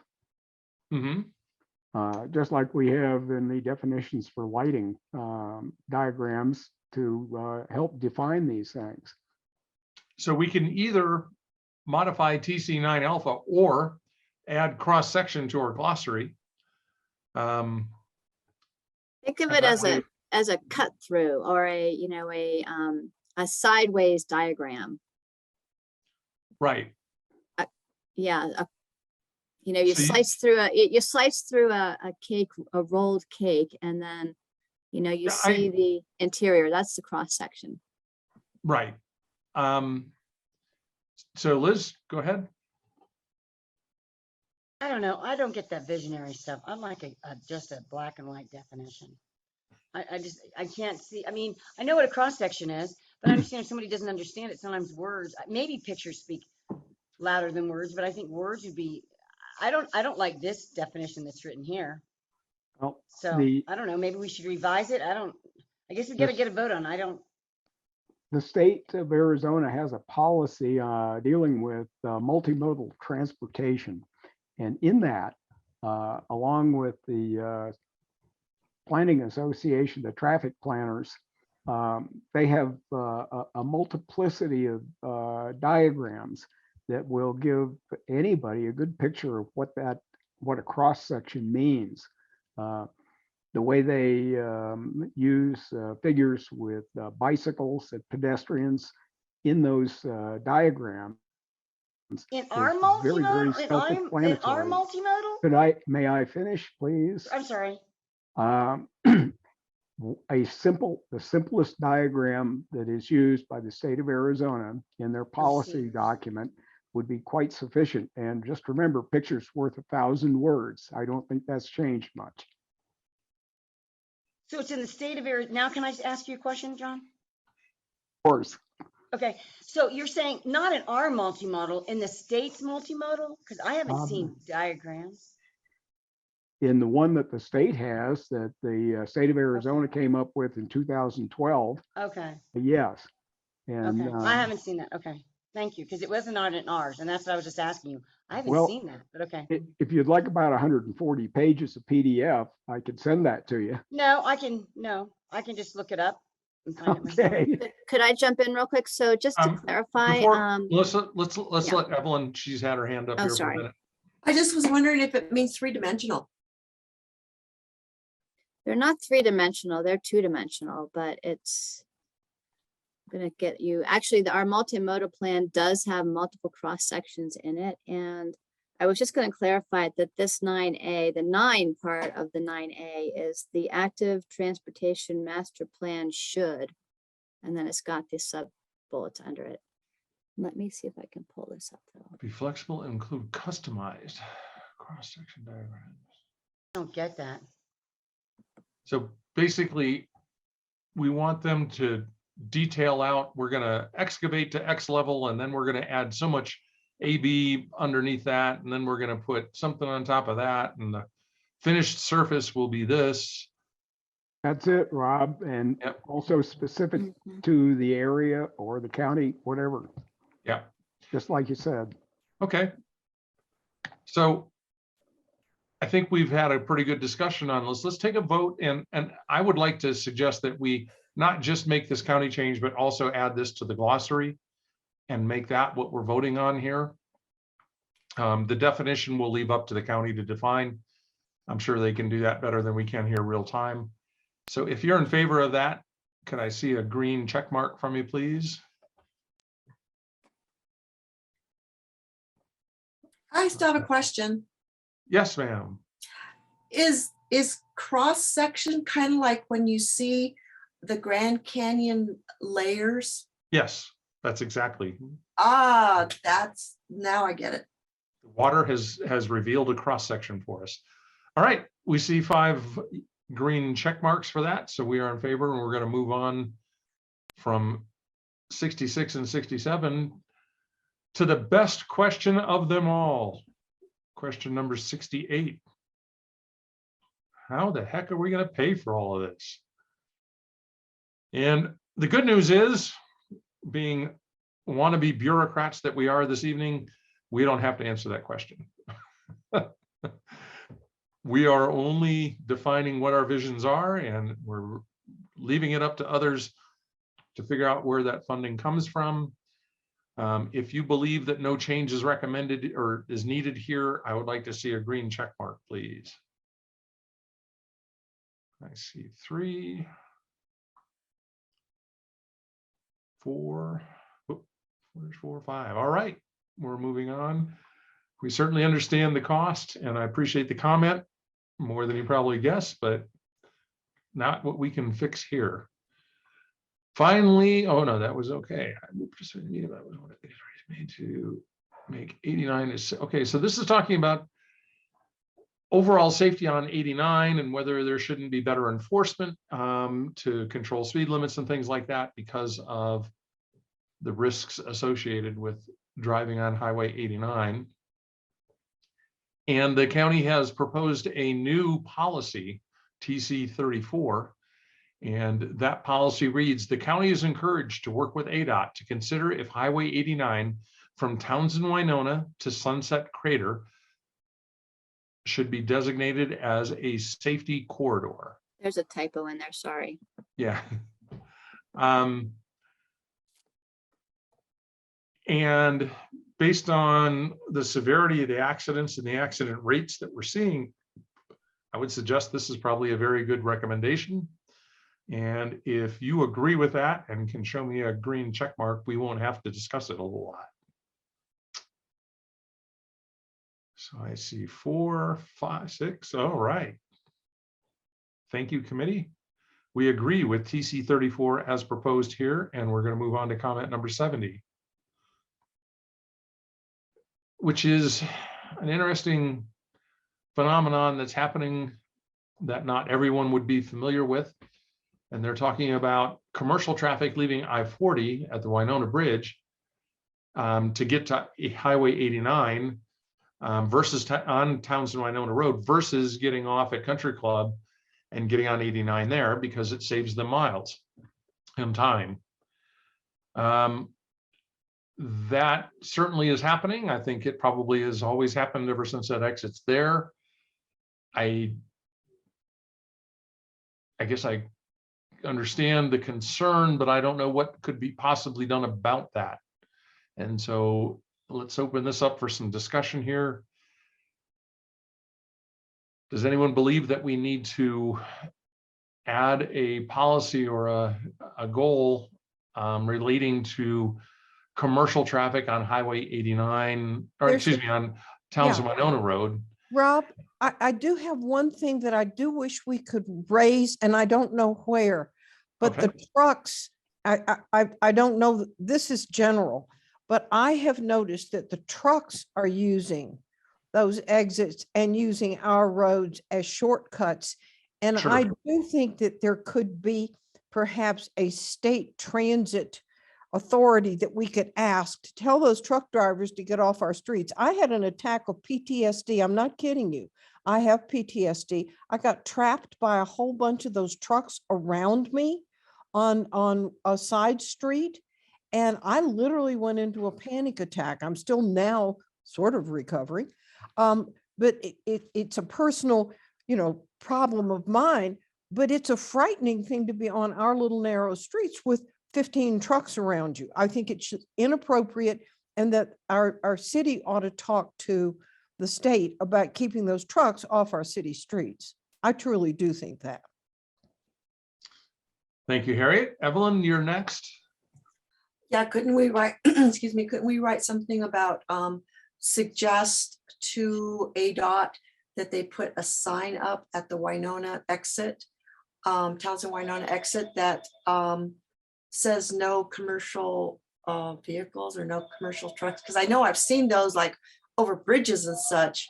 But if ADOT were to work with us on putting a sign that says no commercial use or something like that, it might help them, or it might keep those big trucks off that road. Yeah, I don't know what the authority would be, and as far as language would go, I would suggest something more like the county should work with ADOT to discourage commercial use of county roads as, shortcuts.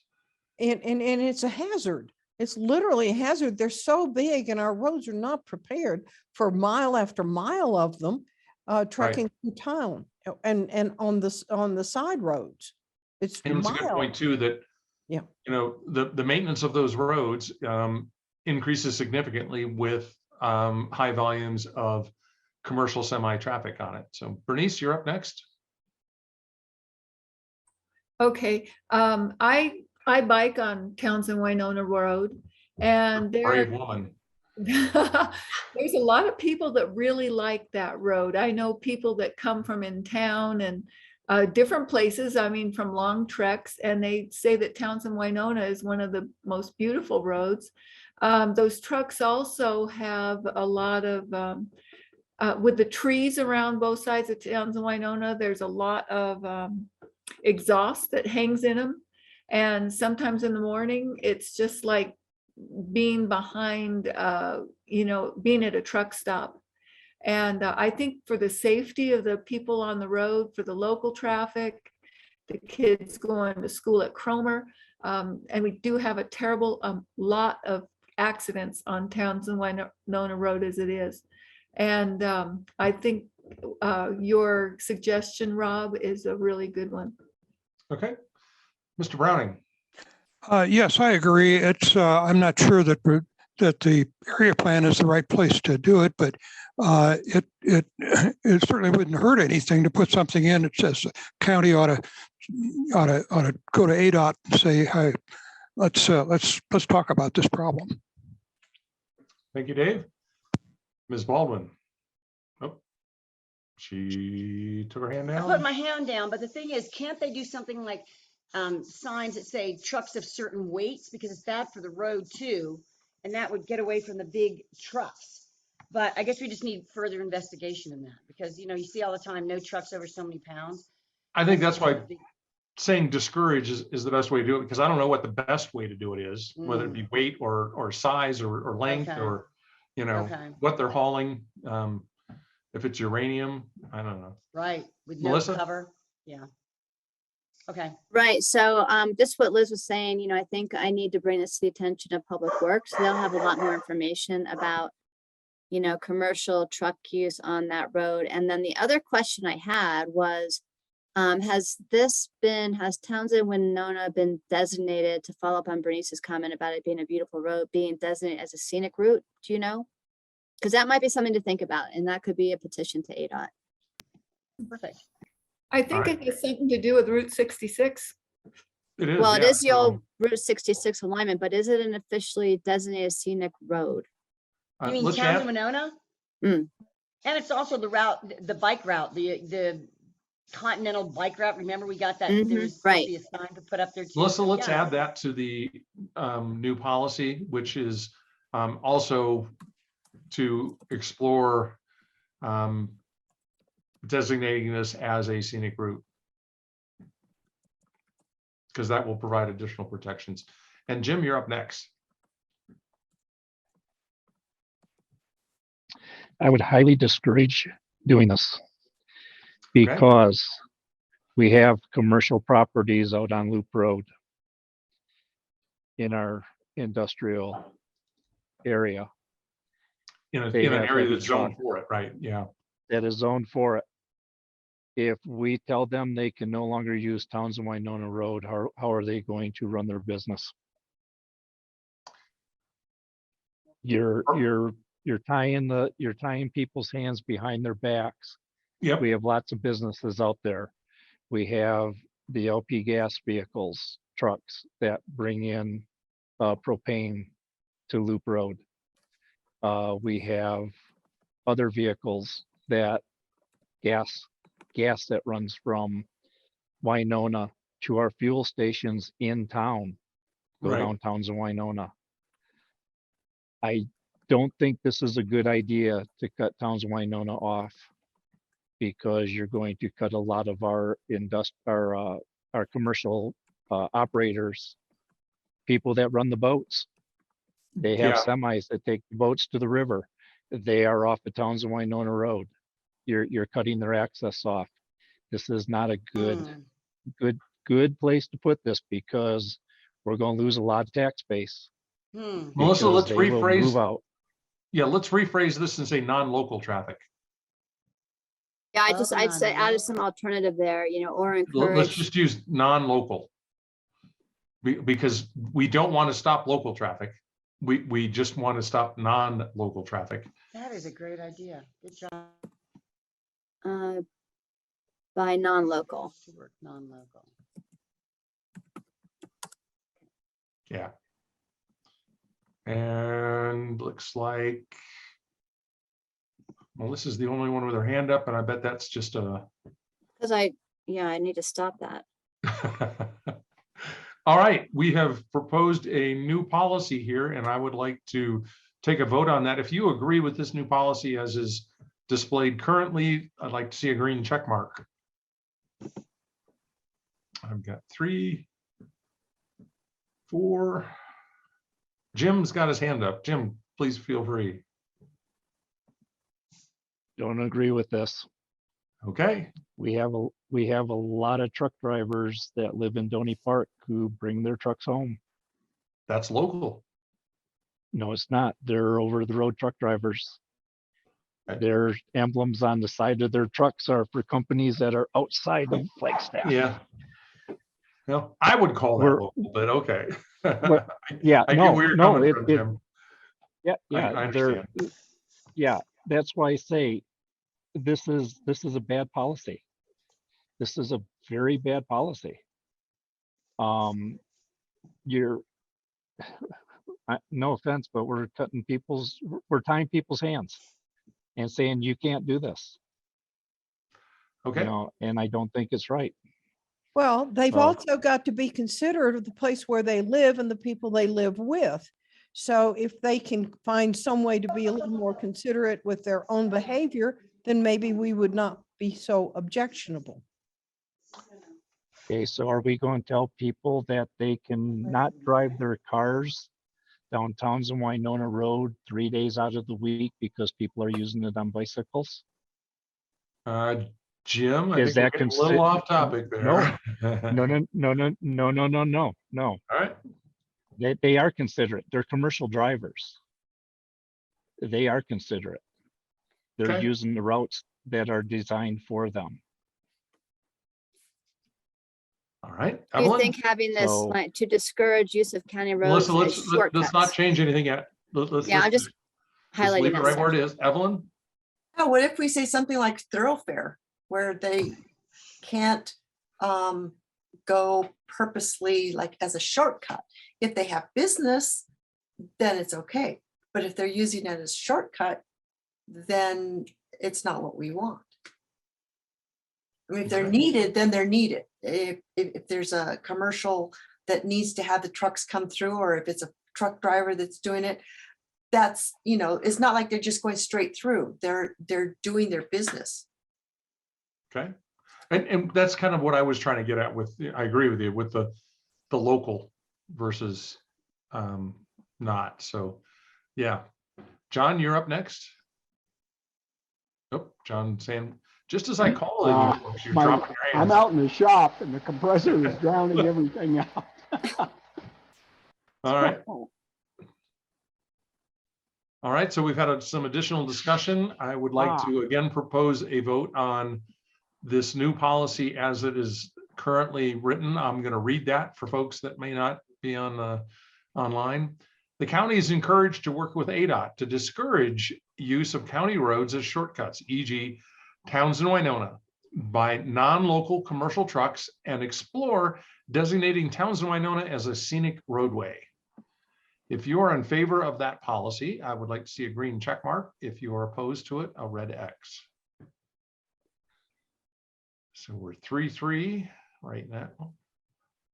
4-5. All right. So the majority has approved the policy as is proposed here on item number 70, and we're going to move on to number 71. Rob, could I clarify one thing on that? I'm sorry to Yes, go ma'am. back, but just remember Townsend Winona is a county maintained road. So, you know, working with ADOT would be about signage on I-40, basically. It wouldn't be on Townsend Winona because, anyway, just to clarify, ADOT doesn't have jurisdiction on Townsend Winona. Oh, good. Thank you. And comment number 71 talks about the fact that somehow or another we managed to never mention the word Flagstaff in our area plan. And shouldn't we be better coordinating with Flagstaff in this effort in our area plan? I don't know that there's any specific recommended change from this comment that I can There is, discern. you know, we made a suggested change to your land use vision, and I can share that. It's not on the screen right here. Okay, let's look at that then real quick. Okay, let me go to that.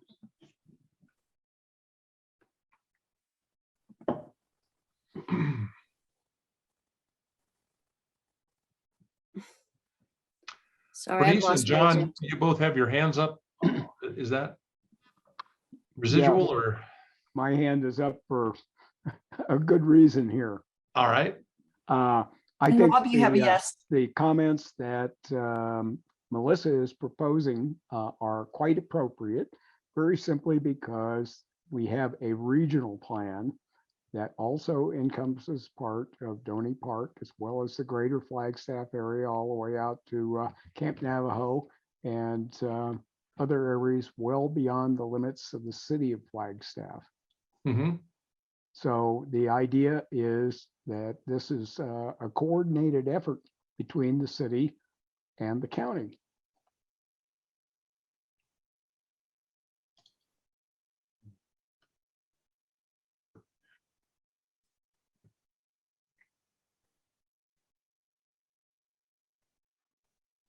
I would also like to add that we're really not talking about Flagstaff. We're talking about our own region and on our own area. And it's really not our business. Can we start talking about how we want Milton Road to run or things like that? I mean, this is us. Well, John is right.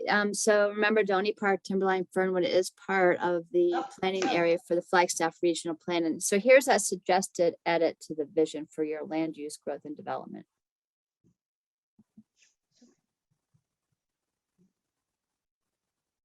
On the surface, this seems to me like a gratuitous kind of unnecessary addition that, you know, yes, we are.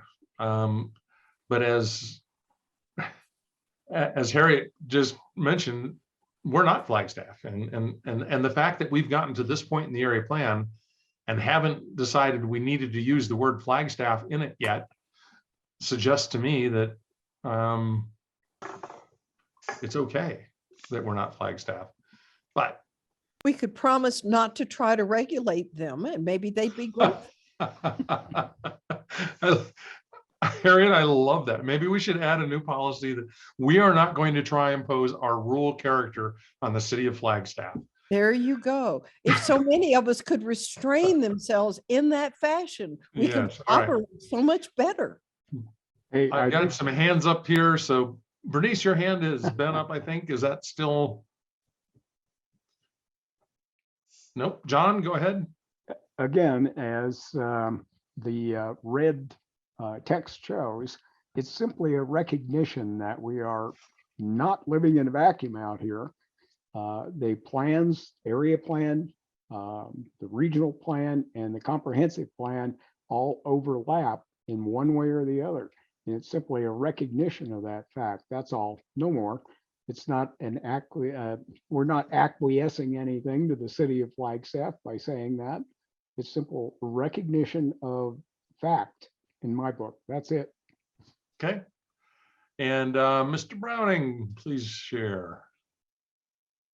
Unmute, there we go. Yes, I agree with what John just said, that this is fine. Okay. Thank you, Dave. Any other discussion on this proposed change? Then we will go ahead and take a vote. If you agree with adding the text in red here, which is as a part of the greater Flagstaff region, I'd like to see a green check mark from you. I've got 5 of those. 4, 5, 6. All right. This change is adopted as proposed, and we will move on to our next comment. Hold on, I need to reshare. As soon as Melissa catches up. I know, I'm so slow here. We appreciate all your hard work, Melissa. I appear to have minimized it. Hold on.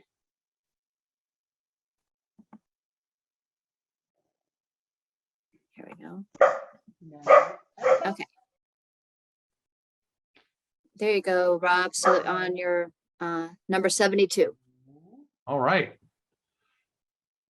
Oh, shoot fire. We have been and are continuing to be in a drought, and water is a critical resource. And any future development should be contingent upon water resources, is basically what this comment is suggesting. You have emailed Doney Park Water what, Melissa? Right. Well, I emailed a question if they had, additional resources or studies that we could reference. And I did get back a list, of a lot of available studies that we could reference if we really wanted to dive into the details on what this is asking about a scientific foundation. So, Mark Tidwell basically said that right now, based on the studies that they have access to, they have sufficient water to supply, their current customers. So that was the bottom line with that response. Okay. And just to add to that, that is actually a state law that future development has to have demonstrated water resources to support it before it can be approved for construction. Is that correct, Melissa? Well, or not, they have to state whether or not, because the county does not have an assured water supply. They have to state if they have it or if they don't have it, and that has to be made clear in the development. So, yeah. Okay. Mr. Ruggles. Forgot about my hand. Nothing to add to Sorry this. about that. Good enough. Bernice? Yes, first of all, this is several parts. Melissa, could you please make that bigger? Because I'm trying to read my printed copy and it's so tiny that I can't read it, even with my reading glasses. Just go to that single field. Yeah, can you make it bigger and then go over to it and so that, okay. Since we didn't read the whole thing, I'm trying to read the whole thing. I know there's some severe water shortages everywhere in the Southwest. I have a lot of concerns about it. I know the Doney Park Water Company has concerns about contamination of our wells and that the infrastructure is lacking for increased development at this point. And many of the studies, I used to work for Doney Park Water, and I read some of the reports that they have, and the reports are very old.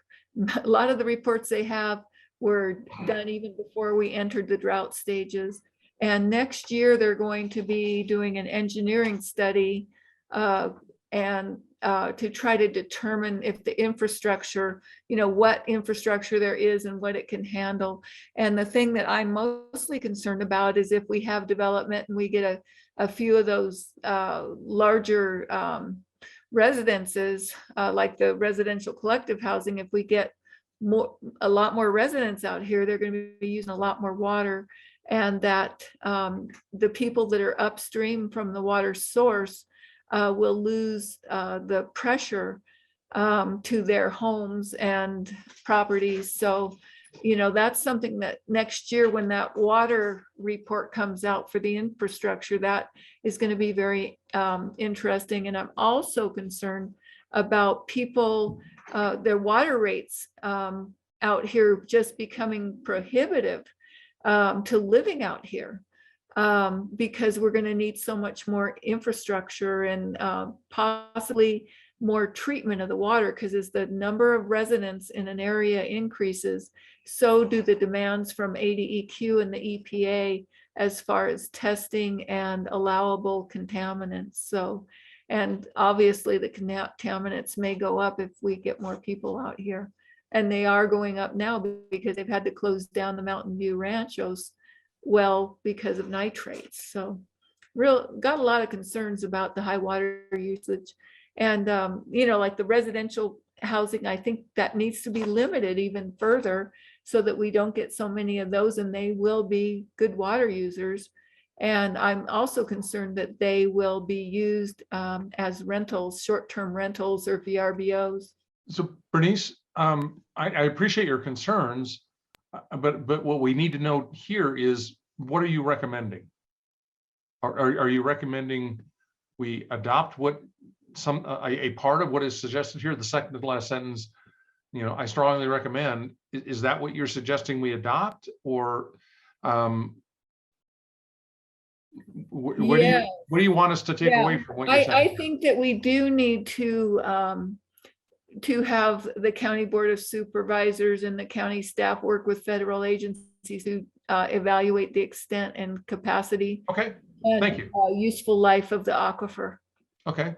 Before we develop, we don't want to put the cart before the horse and say, oops, we shouldn't have done that. Gotcha. Yeah. Harriet, you're up next. Okay, I'm going to confess to my personal interest in this. My husband was the chairman of the board of the Doney Park Water Commission, or whatever they call themselves, for 20 years. And my daughter went into the water business in San Bernardino and built a tertiary passive water system for San Bernardino, which she would love to bring here. So I would like to strongly recommend the County Board of Supervisors work with federal agencies to develop a water plan for us. She's been hollering about this for 20 years, that Flagstaff is going to have a problem. And I'm tired of listening to her, but I think it's an excellent idea. I'm the only one who does. But she's a water expert. No two ways about her. She built that thing in San Bernardino and it's fabulous. And she says, we need to get the money now because that's when the money's available. So somebody ought to be putting together a plan to get money here to improve our water system. Whether we have a huge amount of additional development or not, our system is what, 30 or 40 years old? At least. At least. Okay, I'm done. Okay, thank you for that. And Liz, you're up next. Okay, I also strongly recommend the county board supervisors work with the federal agencies, because when I talked to Mark at Doney Park Water, the last time USGS did a study was about 25 years ago. And it was, right at the very beginning of drought. And they said the water, sometime we said something about the water. Anyway, they have to do a restudy, and it's not just a Doney Park water, but it's got to be like a federal agency like USGS, because the water that we're getting now is from pre-drought. And I said, how can that be? Because it trickles in from the aquifer from years ago. And so what has happened since the drought these last 20 years, they haven't even begun to market because they haven't done a restudy out here. And so I agree. We just have to word something in there about a new study, and maybe but we can't put a moratorium on growth because we're already sold out until we figure out our water. It's the biggest issue. And our neighbor, who's a hydrologist, a master's in hydrology, and was on the board of Doney, but got disgusted with all the politics on it, got off. But he said, we just need to do a non-biased study that actually does it. So I agree. And I think we've got to add the last sentence here. The last two sentences, I guess. No, the last sentence, it's a long sentence. Mr. So are Brown, you suggesting, because the county is not a water provider, so this would be Right. on Doney Park Water. Melissa, I'd like to get all the comments in here and then Okay, and then we'll go back. can. Okay, Melissa, because I want to hear what you have to say. Thank you. Dave, go ahead.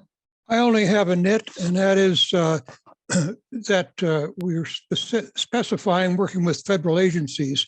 And I'm sure there are other agencies that would be helpful too, or even other water things. Yeah. It needs to be state agencies also because state actually regulates locally what we do here. So you're absolutely right. But there's a ton of money. I'm sorry, I'm interrupting. I apologize, but there's a ton of federal money now that we could be asking for grants and paying for it with federal funds. That's what all that flood of money is about, but you Great. gotta ask for it. We have to ask for it. Okay. Okay. So the comment that we received from one of our neighbors recommends that we encourage the Board of Supervisors to work with not just federal, but I think all agencies to evaluate the extent and capacity and useful life of our aquifer supplying Doney Park, and states that a scientific foundation for the understanding of local water resources is critical to responsible development. I would like to take a vote on incorporating that as a new policy to support sustainability here in Flagstaff. Here in Doney Park. I've got 5 already green check marks. So obviously we are on board with that. Wait a minute, before we vote, can Melissa finish saying what she was saying? This is Liz. I'm sorry. My hand was already up. Sure. Melissa, can you pipe in there? Well, What were just you again saying? to reiterate, the county is not a water provider. So, you That would know, have to be Doney Park doing this or getting these agencies involved. well, Is that what I you're saying? think that it's a question, you know, Okay. because the county is not a water provider, they, you know, if the studies were, if the county board of supervisors, just for instance, you know, did get some grant money to initiate what you're suggesting, then it doesn't mean that they would have any authority or influence over Doney Park Water, the Belmont Water Company, or any of the other private water providers. So you're Melissa, saying don't put it in? While I understand that the county is not a water provider, the county is the one that approves new development. Studies. And it needs to be a factor that is a part of their considerations, whether they're providing it or not. It is, but remember, state law, you know, does limit the county's authority to approve or deny Right. new development based on water. And the only requirement is that if a developer does not have water, they just have to state that. And we can't override that. We can't make a decision based on whether or not they've got water. And unfortunately, I don't say that I agree with it, but unfortunately, we have to be quite careful in how we word this because we could be opening ourselves to some legal issues. Well, it's a Del Webb state, but it's not necessarily a Del Webb county. All right. Bernice, your hand is up. Okay, right on, Harriet. I would like to say that right now, the quality of our water is really excellent. If you go anywhere else and drink their tap water, it doesn't compare to Doney Park water. We've got, we aren't using chlorine or things like that. And if there is development that does affect the infrastructure of the water and reduces the water flow to other residents, that's kind of a different story. I think that, yeah, you know, Doney Park Water Company was organized for residential use only. That's in their articles of incorporation or something like that. If you go to their website, you can read all about them. There's some interesting history back in there. And, but anyway, I just. So you strongly recommend the board county work with federal agencies? Well, and other Yeah. agencies and Yeah. other agencies. And other agencies, Doney okay. Park Water itself. Right. So that the development doesn't exceed the capability of providing water to the existing residential customers. And Doney Park is a co-op. Everybody needs to remember that it's a member-owned organization.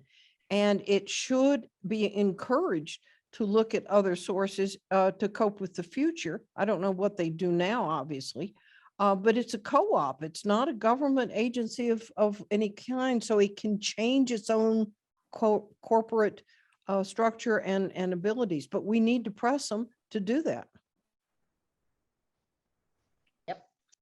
Thank you, Harriet. Bernice, hand is up, or?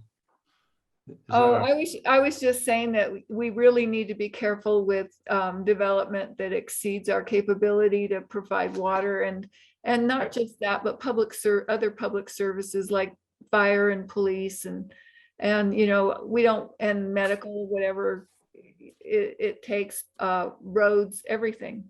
So I just think we need to be very, very careful. And I think that's why the majority of the people on the survey want to keep the density down. It'll help keep our water clean. It'll help keep the rates low. We don't want to have to be paying for new infrastructure and main lines and things like that, because that's going to affect our water bills.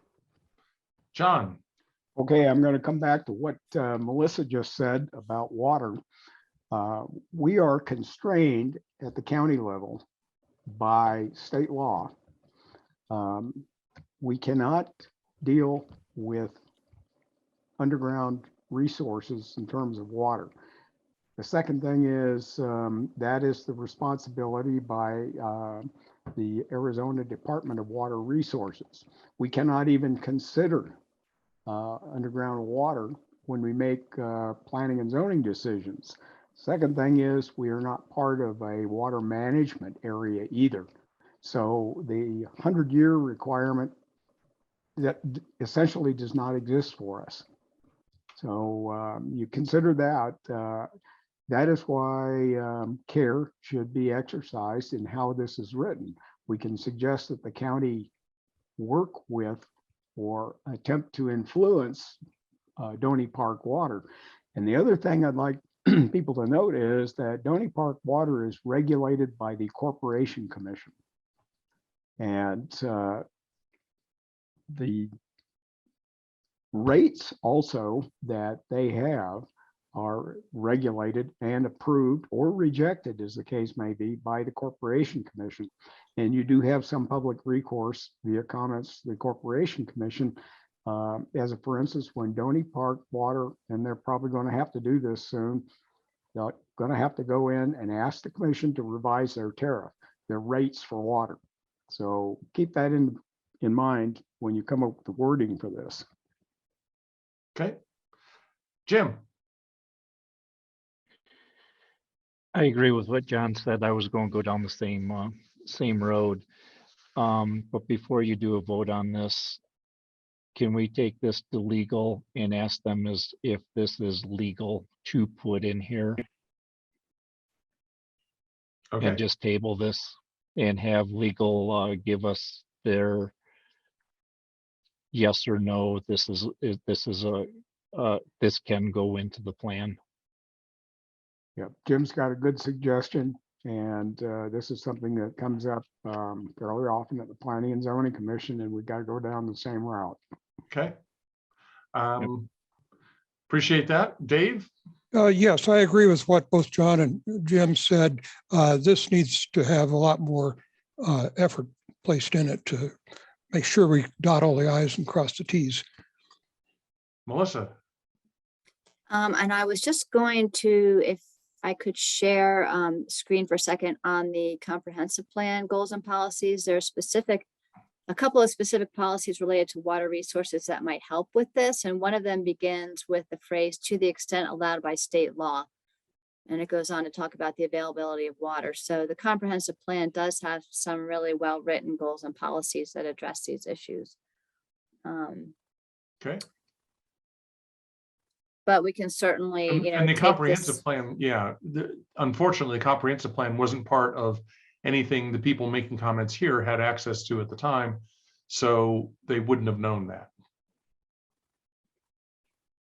Right, but it's just that this group could consider how those are Sure. written and, look at, and maybe make some adjustments, but we can certainly take this to legal as it's written and ask for their opinion. Okay. Rob, some of us should have remembered that, like myself. Well, Anyway. as well. Bernice, Yes, I agree with Melissa. I think that's a really good idea to put as allowed by state and maybe federal law or whatever in front of this and put it in there. I mean, it wouldn't hurt to have it in there. They can always take it out later if it is illegal. okay, Harriet? A final thing, remember, we will be electing legislators coming up, and some of this is state law and can be legislated. And we might ask them what their attitudes about our water issues are, and we should make that a top consideration when we talk to people who are running for office. Harriet, I admire your passion, but it's outside the scope of this particular conversation. And so what I am hearing here is that we have questions about the legality of the proposed change from this comment. And clearly we are not going to be completely done with this plan tonight. And so I suggest that what we do is defer any decision on comment number 72 until after we've had an opportunity to have county's legal weigh in on this. Melissa, your hand's up. Nope, it won't be in a minute. All right, Harriet? Nope. Okay. So with that, let's see, we've got 2 or 3 little more comments here. One says, thanks for all your hours of dedicated work. Oh, sorry. Yeah, that was a short thanks. And finally, I do have comments. I hope that you'll take into consideration, since I have been a homeowner and taxpayer at the same location since 1979. We live in a rural setting on the east end of Doney Park near Winona and want to keep it rural. This is the concern I think that that Bernice was talking about. Comments include, and then there's nothing. Were there none? So this was, all of those comments were, because they were bulleted, they were put into individual lines. So you've already read those. They were Okay. up here Okay. because they were individual, separate comments. So I put them in separate lines. All right. And then was there one line? Nope, that was it. There were some at the beginning, Rob, that we Yeah. haven't. Okay. Yeah. So we have now gone through all of the comments that we had previously determined needed our committee's vote or review and vote on. There are other comments, and Bernice and other folks I've heard have not had an adequate, in their opinion, time to review these things. We want to make sure that you do. I'm not sure what the best way moving forward here is, because what we would like to do is be able to get this area plan to that first public hearing with the Planning and Zoning Commission at the end of this month. Is that correct? Well, the planning commission study session would be Study May session. 25th. The public hearing would not be until June 7th. However, So, the agenda is created next week. So the agenda goes out on May 18th. So there's really not much time. so what I'm going to suggest is those of us that haven't had an opportunity to fully review these comments, we need to do that. We need to have another meeting between now and the review The session. 18th, the 18th. Yes. The 18th of May. Yes, because that's when the agenda is prepared. Well, we can't do that. Well, that's what, yeah, I think that was what I was trying to emphasize. Okay. Because the agendas have to go out ahead of time. So the study session on the 25th, that's way more than 24 hours. Well, but that's when they send out the agenda and packet is the week ahead. All right. So we are trapped here by the bureaucracy of the way the system works, and we will not meet our 25th goal. And so we will just plan another meeting for our regularly scheduled meetings, or should we try a mini meeting in 2 weeks from tonight is the question. And Liz, I see your hand. I'm sorry, I'm not ignoring you. Let's go ahead and get your feedback here. No, I was just agreeing with that. We're not going to make that May 25th deadline. I think I agree with Bernice. I didn't have time to review it all because I just got it. And I Okay. just got back from the country. And I have some comments because some of them we didn't even address. I was like, I thought they were important. And I don't know, maybe I missed this, but who made these decisions? No comment needed, or to comment or whatever. Because some of these, did you have a meeting while I was gone? Was there another meeting since March? No, that was a combination effort between the Hey, county and myself. Oh, okay. Brian would have been involved. He's been unavailable lately. Okay. But it was an effort to make sure that we're focusing our time and efforts as effectively as possible. Okay. So yeah, it I'm was by fine no now that we're gonna means have another meeting. discounting I'm or fine. excluding any of them. The Okay. intent was to make sure we focused on the ones that had identified new issues and topics that we hadn't already worked through. Okay. But some of them, since they were repeated questions and they're all kind of the same, like collective residential housing, it was good we Yeah. addressed it because it was mentioned so many times on these comments. So, and then I had other things on transportation, but if we're gonna have another meeting, I'm totally blessed. I didn't want to move forward till we really had Right. another one. So great, So, thank you. so that's what I'm suggesting, and I would like to Okay. poll everyone or our committee this evening. 2 weeks from tonight would be the 14, 12, 26th. May 26th. I would propose that we have a mini meeting on the 26th Yeah. to discuss any remaining open items from this list of comments and wrap things up so that we can then go to the next planning and zoning study session immediately following that. I see 3 green check marks. Bernice has a hand up. I would just like to know if we're gonna start at 6 o'clock, because there's a lot of people that can't Yes. make it because they, Mini meetings start at 6. thanks. All right, so we've got a quorum or a majority there. Our next meeting will be on the 26th of May. No, not the 26th of May, Yeah, May 26th I'm sorry, at 6 p.m. at 6 p.m. May 26th, that's a Thursday at 6 p.m. Yeah. And what I would like to ask all the committee members, since we worked through the ones that we had previously identified as issues that we thought we needed to talk about, if you have an issue you think from this list that needs to be talked about at that meeting, make sure to feed that back to Melissa. I think Okay. 5 days should be enough time for everyone to be able to have provided that information to her so that we can get an agenda put together and provide those comment numbers to everyone, and we can all be prepared to get through that efficiently on that mini meeting. Perfect. Does that work for everybody? And Rob, if I could remind everybody, there were 2 more tabs to look at, 2 short comment tabs. One from committee members had a few comments, The and then committee- yeah, and then the vision. the vision comments. Yeah, so Yeah. So that will be our agenda for the next meeting. We'll start with the vision. We'll go through the rest of the public comments, and then we'll go through the committee comments. And then we're going to turn this over to planning and zoning. yeah, let me just clarify the schedule that you see on the screen. And are you seeing the schedule Yes. on the screen? Okay. So then that June 7th work session with the board, that is a scheduled work session. So they are going to get an update on the planning efforts that have gone on with your plan as well as with the regional plan. So that is something that everybody can, join in on. It's not a public hearing, but it's just to give them a preview of what's happening.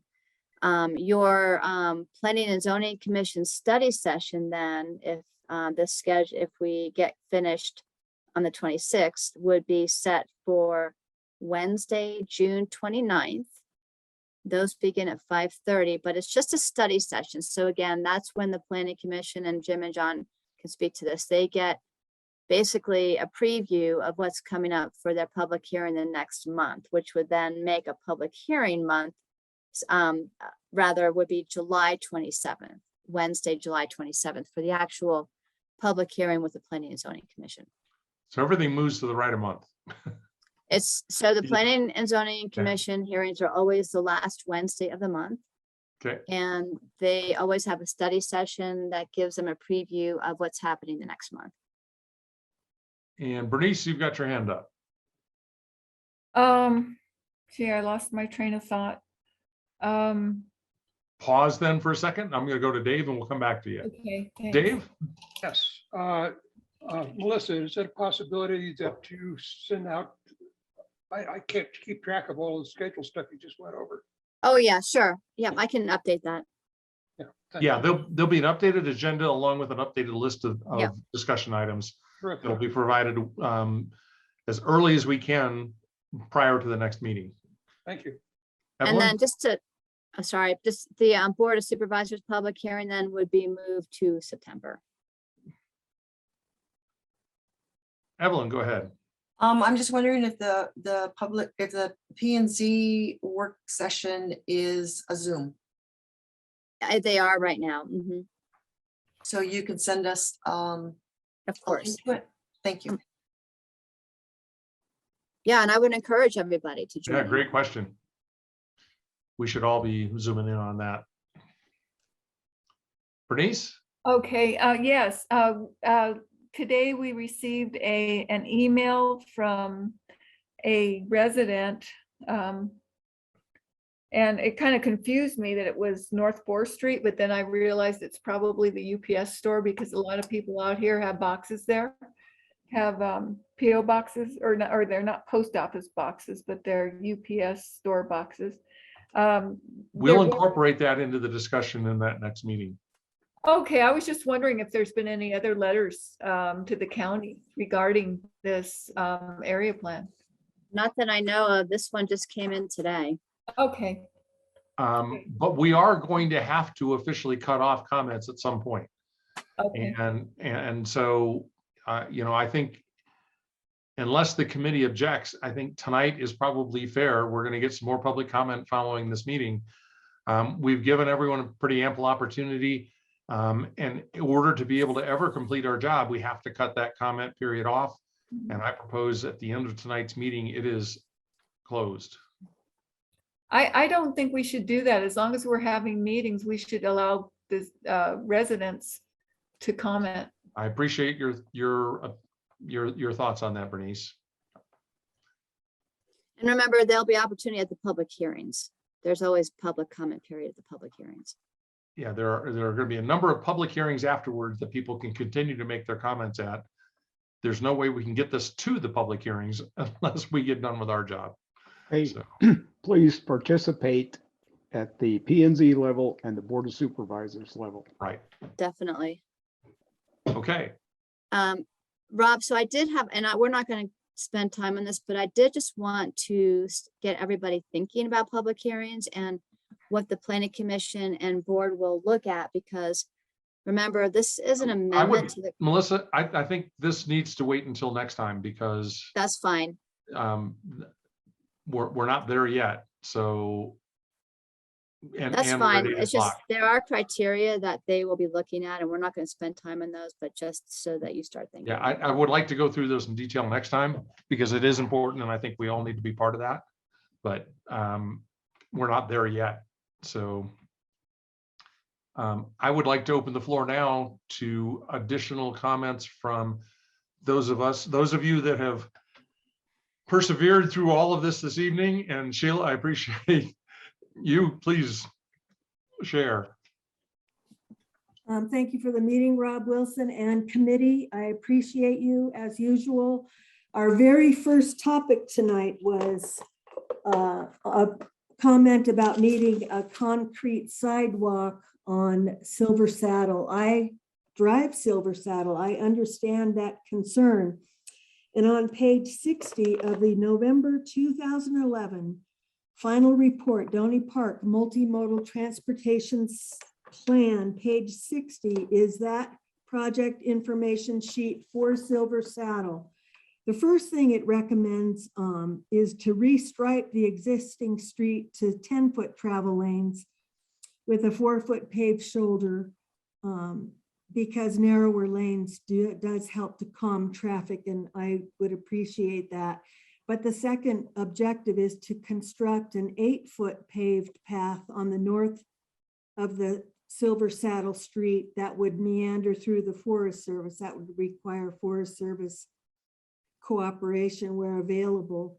And then the next objective is a shorter equestrian path also on the north side of the road to get horses to Cave Crater without crossing private property. So this, as far as I'm concerned, this plan is still in play, and I'm sure it's going to be looked at section by section. So I'm just keeping my ear to the ground on that. As far as residential collective homes, Sheila, yeah. on that topic, are you suggesting that we are adequately addressing that now? Well, no, that public comment about needing a concrete sidewalk along Silver Saddle, that's a city solution to a rural problem. We want to have a rural solution to our transportation problem. And I hope the multimodal plan is revisited and opened up for revisions so that we don't have to have so much concrete and pavement. Okay. Second part is residential collective homes are necessary. I'm on the board of a recovery home. We have 11 residents in it. These people are really trying to integrate back into society to be contributing members of society instead of burdens. And I think there are more residential collective homes in our area than people realize because they are not noticeably different. Most people that get out of prison do not have vehicles, so they don't have a lot of traffic to contribute to us. There's a residential home right down my little street here. So I think the CUP process is perfect for residential collective homes because it does allow for public comment periods. And if people would get onto Marty Hernandez's email list for all P&Z CUP meetings, then you can see when something is going on your street or in your neighborhood that might be of interest to you. And I think that FedEx plant now at the old recycler's place on Loop Road, they went through the process. If the neighbors weren't paying attention to what was happening, then they didn't get a chance to make a comment. And I think that an increased traffic on Townsend Renona is because I-40 is backing up so badly that truckers are just getting off and using that road. I think that's gonna calm down as soon as that I-40 construction is over with. And I feel bad for long haul truckers because sometimes they just got to find a bathroom, you know. I think it's temporary. I'm not worried about that. And I'm super happy that you guys voted yes for making Highway 89 a safety corridor. That highway terrifies me. I mean, I love to come out to your shop more, Rob, but I hate 89. Yeah, thank you guys. That's all I had to say. Thank you, Sheila. I appreciate that. Any other members of the public here this evening that would like to share a thought with us? Come on, Doug.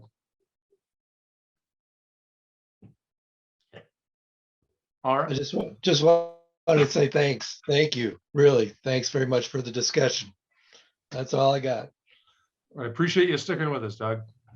All right. So that wraps up public comment. Any comment from committee members this evening that we would like to share before we wrap up tonight's meeting? Hey, Rob, just one.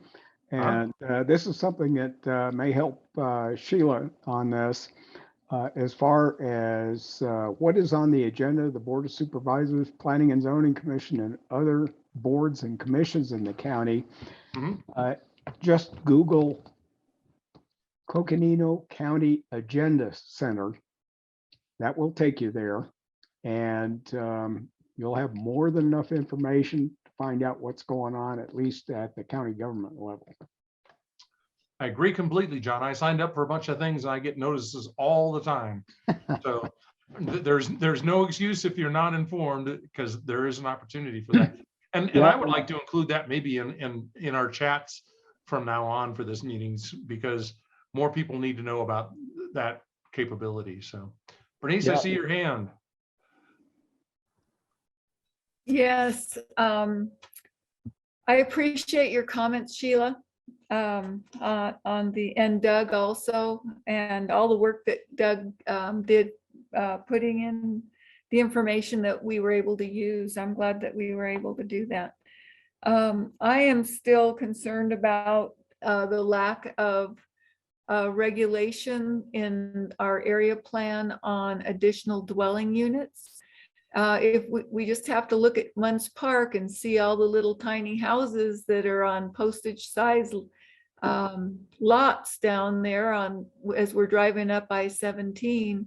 And I don't want to see that happen in Doney Park. That's a huge huge density increase. I think we need to limit the ADUs to 1 per parcel. I still would like to address PRD access for the planned residential units, so that the access to the planned residential areas or the residential developments are accessed on paved county maintained roads, again for the dust and the traffic and Did you make that comment as part of your comments in the I hope that I did. I hope that I did. I was having a lot of trouble because my computer kept dying and I was losing access, and a lot of times I log on to the survey and I wasn't able, or the comments to the draft, and I wasn't. Let's see. I still think we should look at more open space on residential lots. I know we don't see it now, but I have been on, I was on the committee for Smoke-Free Arizona, and I was part of the group that wanted to include e-cigarettes and other vaping devices as smoking devices. And people said, oh, they cost $100. Nobody will ever smoke or vape. And I think if we don't look ahead to what people can do as far as putting properties on their lots, I know there's a lot of huge houses that are built on smaller lots that are taking up practically the whole footprint of the lot. And I think that based on the survey, that open space is one of the things most cherished in this community, that we should look at providing open space within the lots. And I think that's very important. Not just the residential lots, but the commercial, possibly the commercial and industrial lots also, depending on the size of the lot. That's it. Thank you. Thank you, Bernice. Evelyn. Yeah, just a quick quick reminder to Bernice that we suggest we do not regulate. Good point. As much as we would love to, because we'd solve all the problems of this county if we could. That's a good point. Any other committee members that would like to share a thought before we wrap up tonight's meeting? Seeing none, I would like to thank everyone for all your participation this evening, and I look forward to seeing you in 2 weeks where we'll wrap this thing up. Thank you. Good night. Thank you. Oh, and now we get pizza. Well, A thank you. reward. Yum, yum, yum. Well, didn't want to get everybody hungry earlier, so there you go. Thanks to everyone tonight. Thank you. Good discussion. We'll be here the next time. And thank you, Melissa. You're welcome. Thanks, everyone. Good night.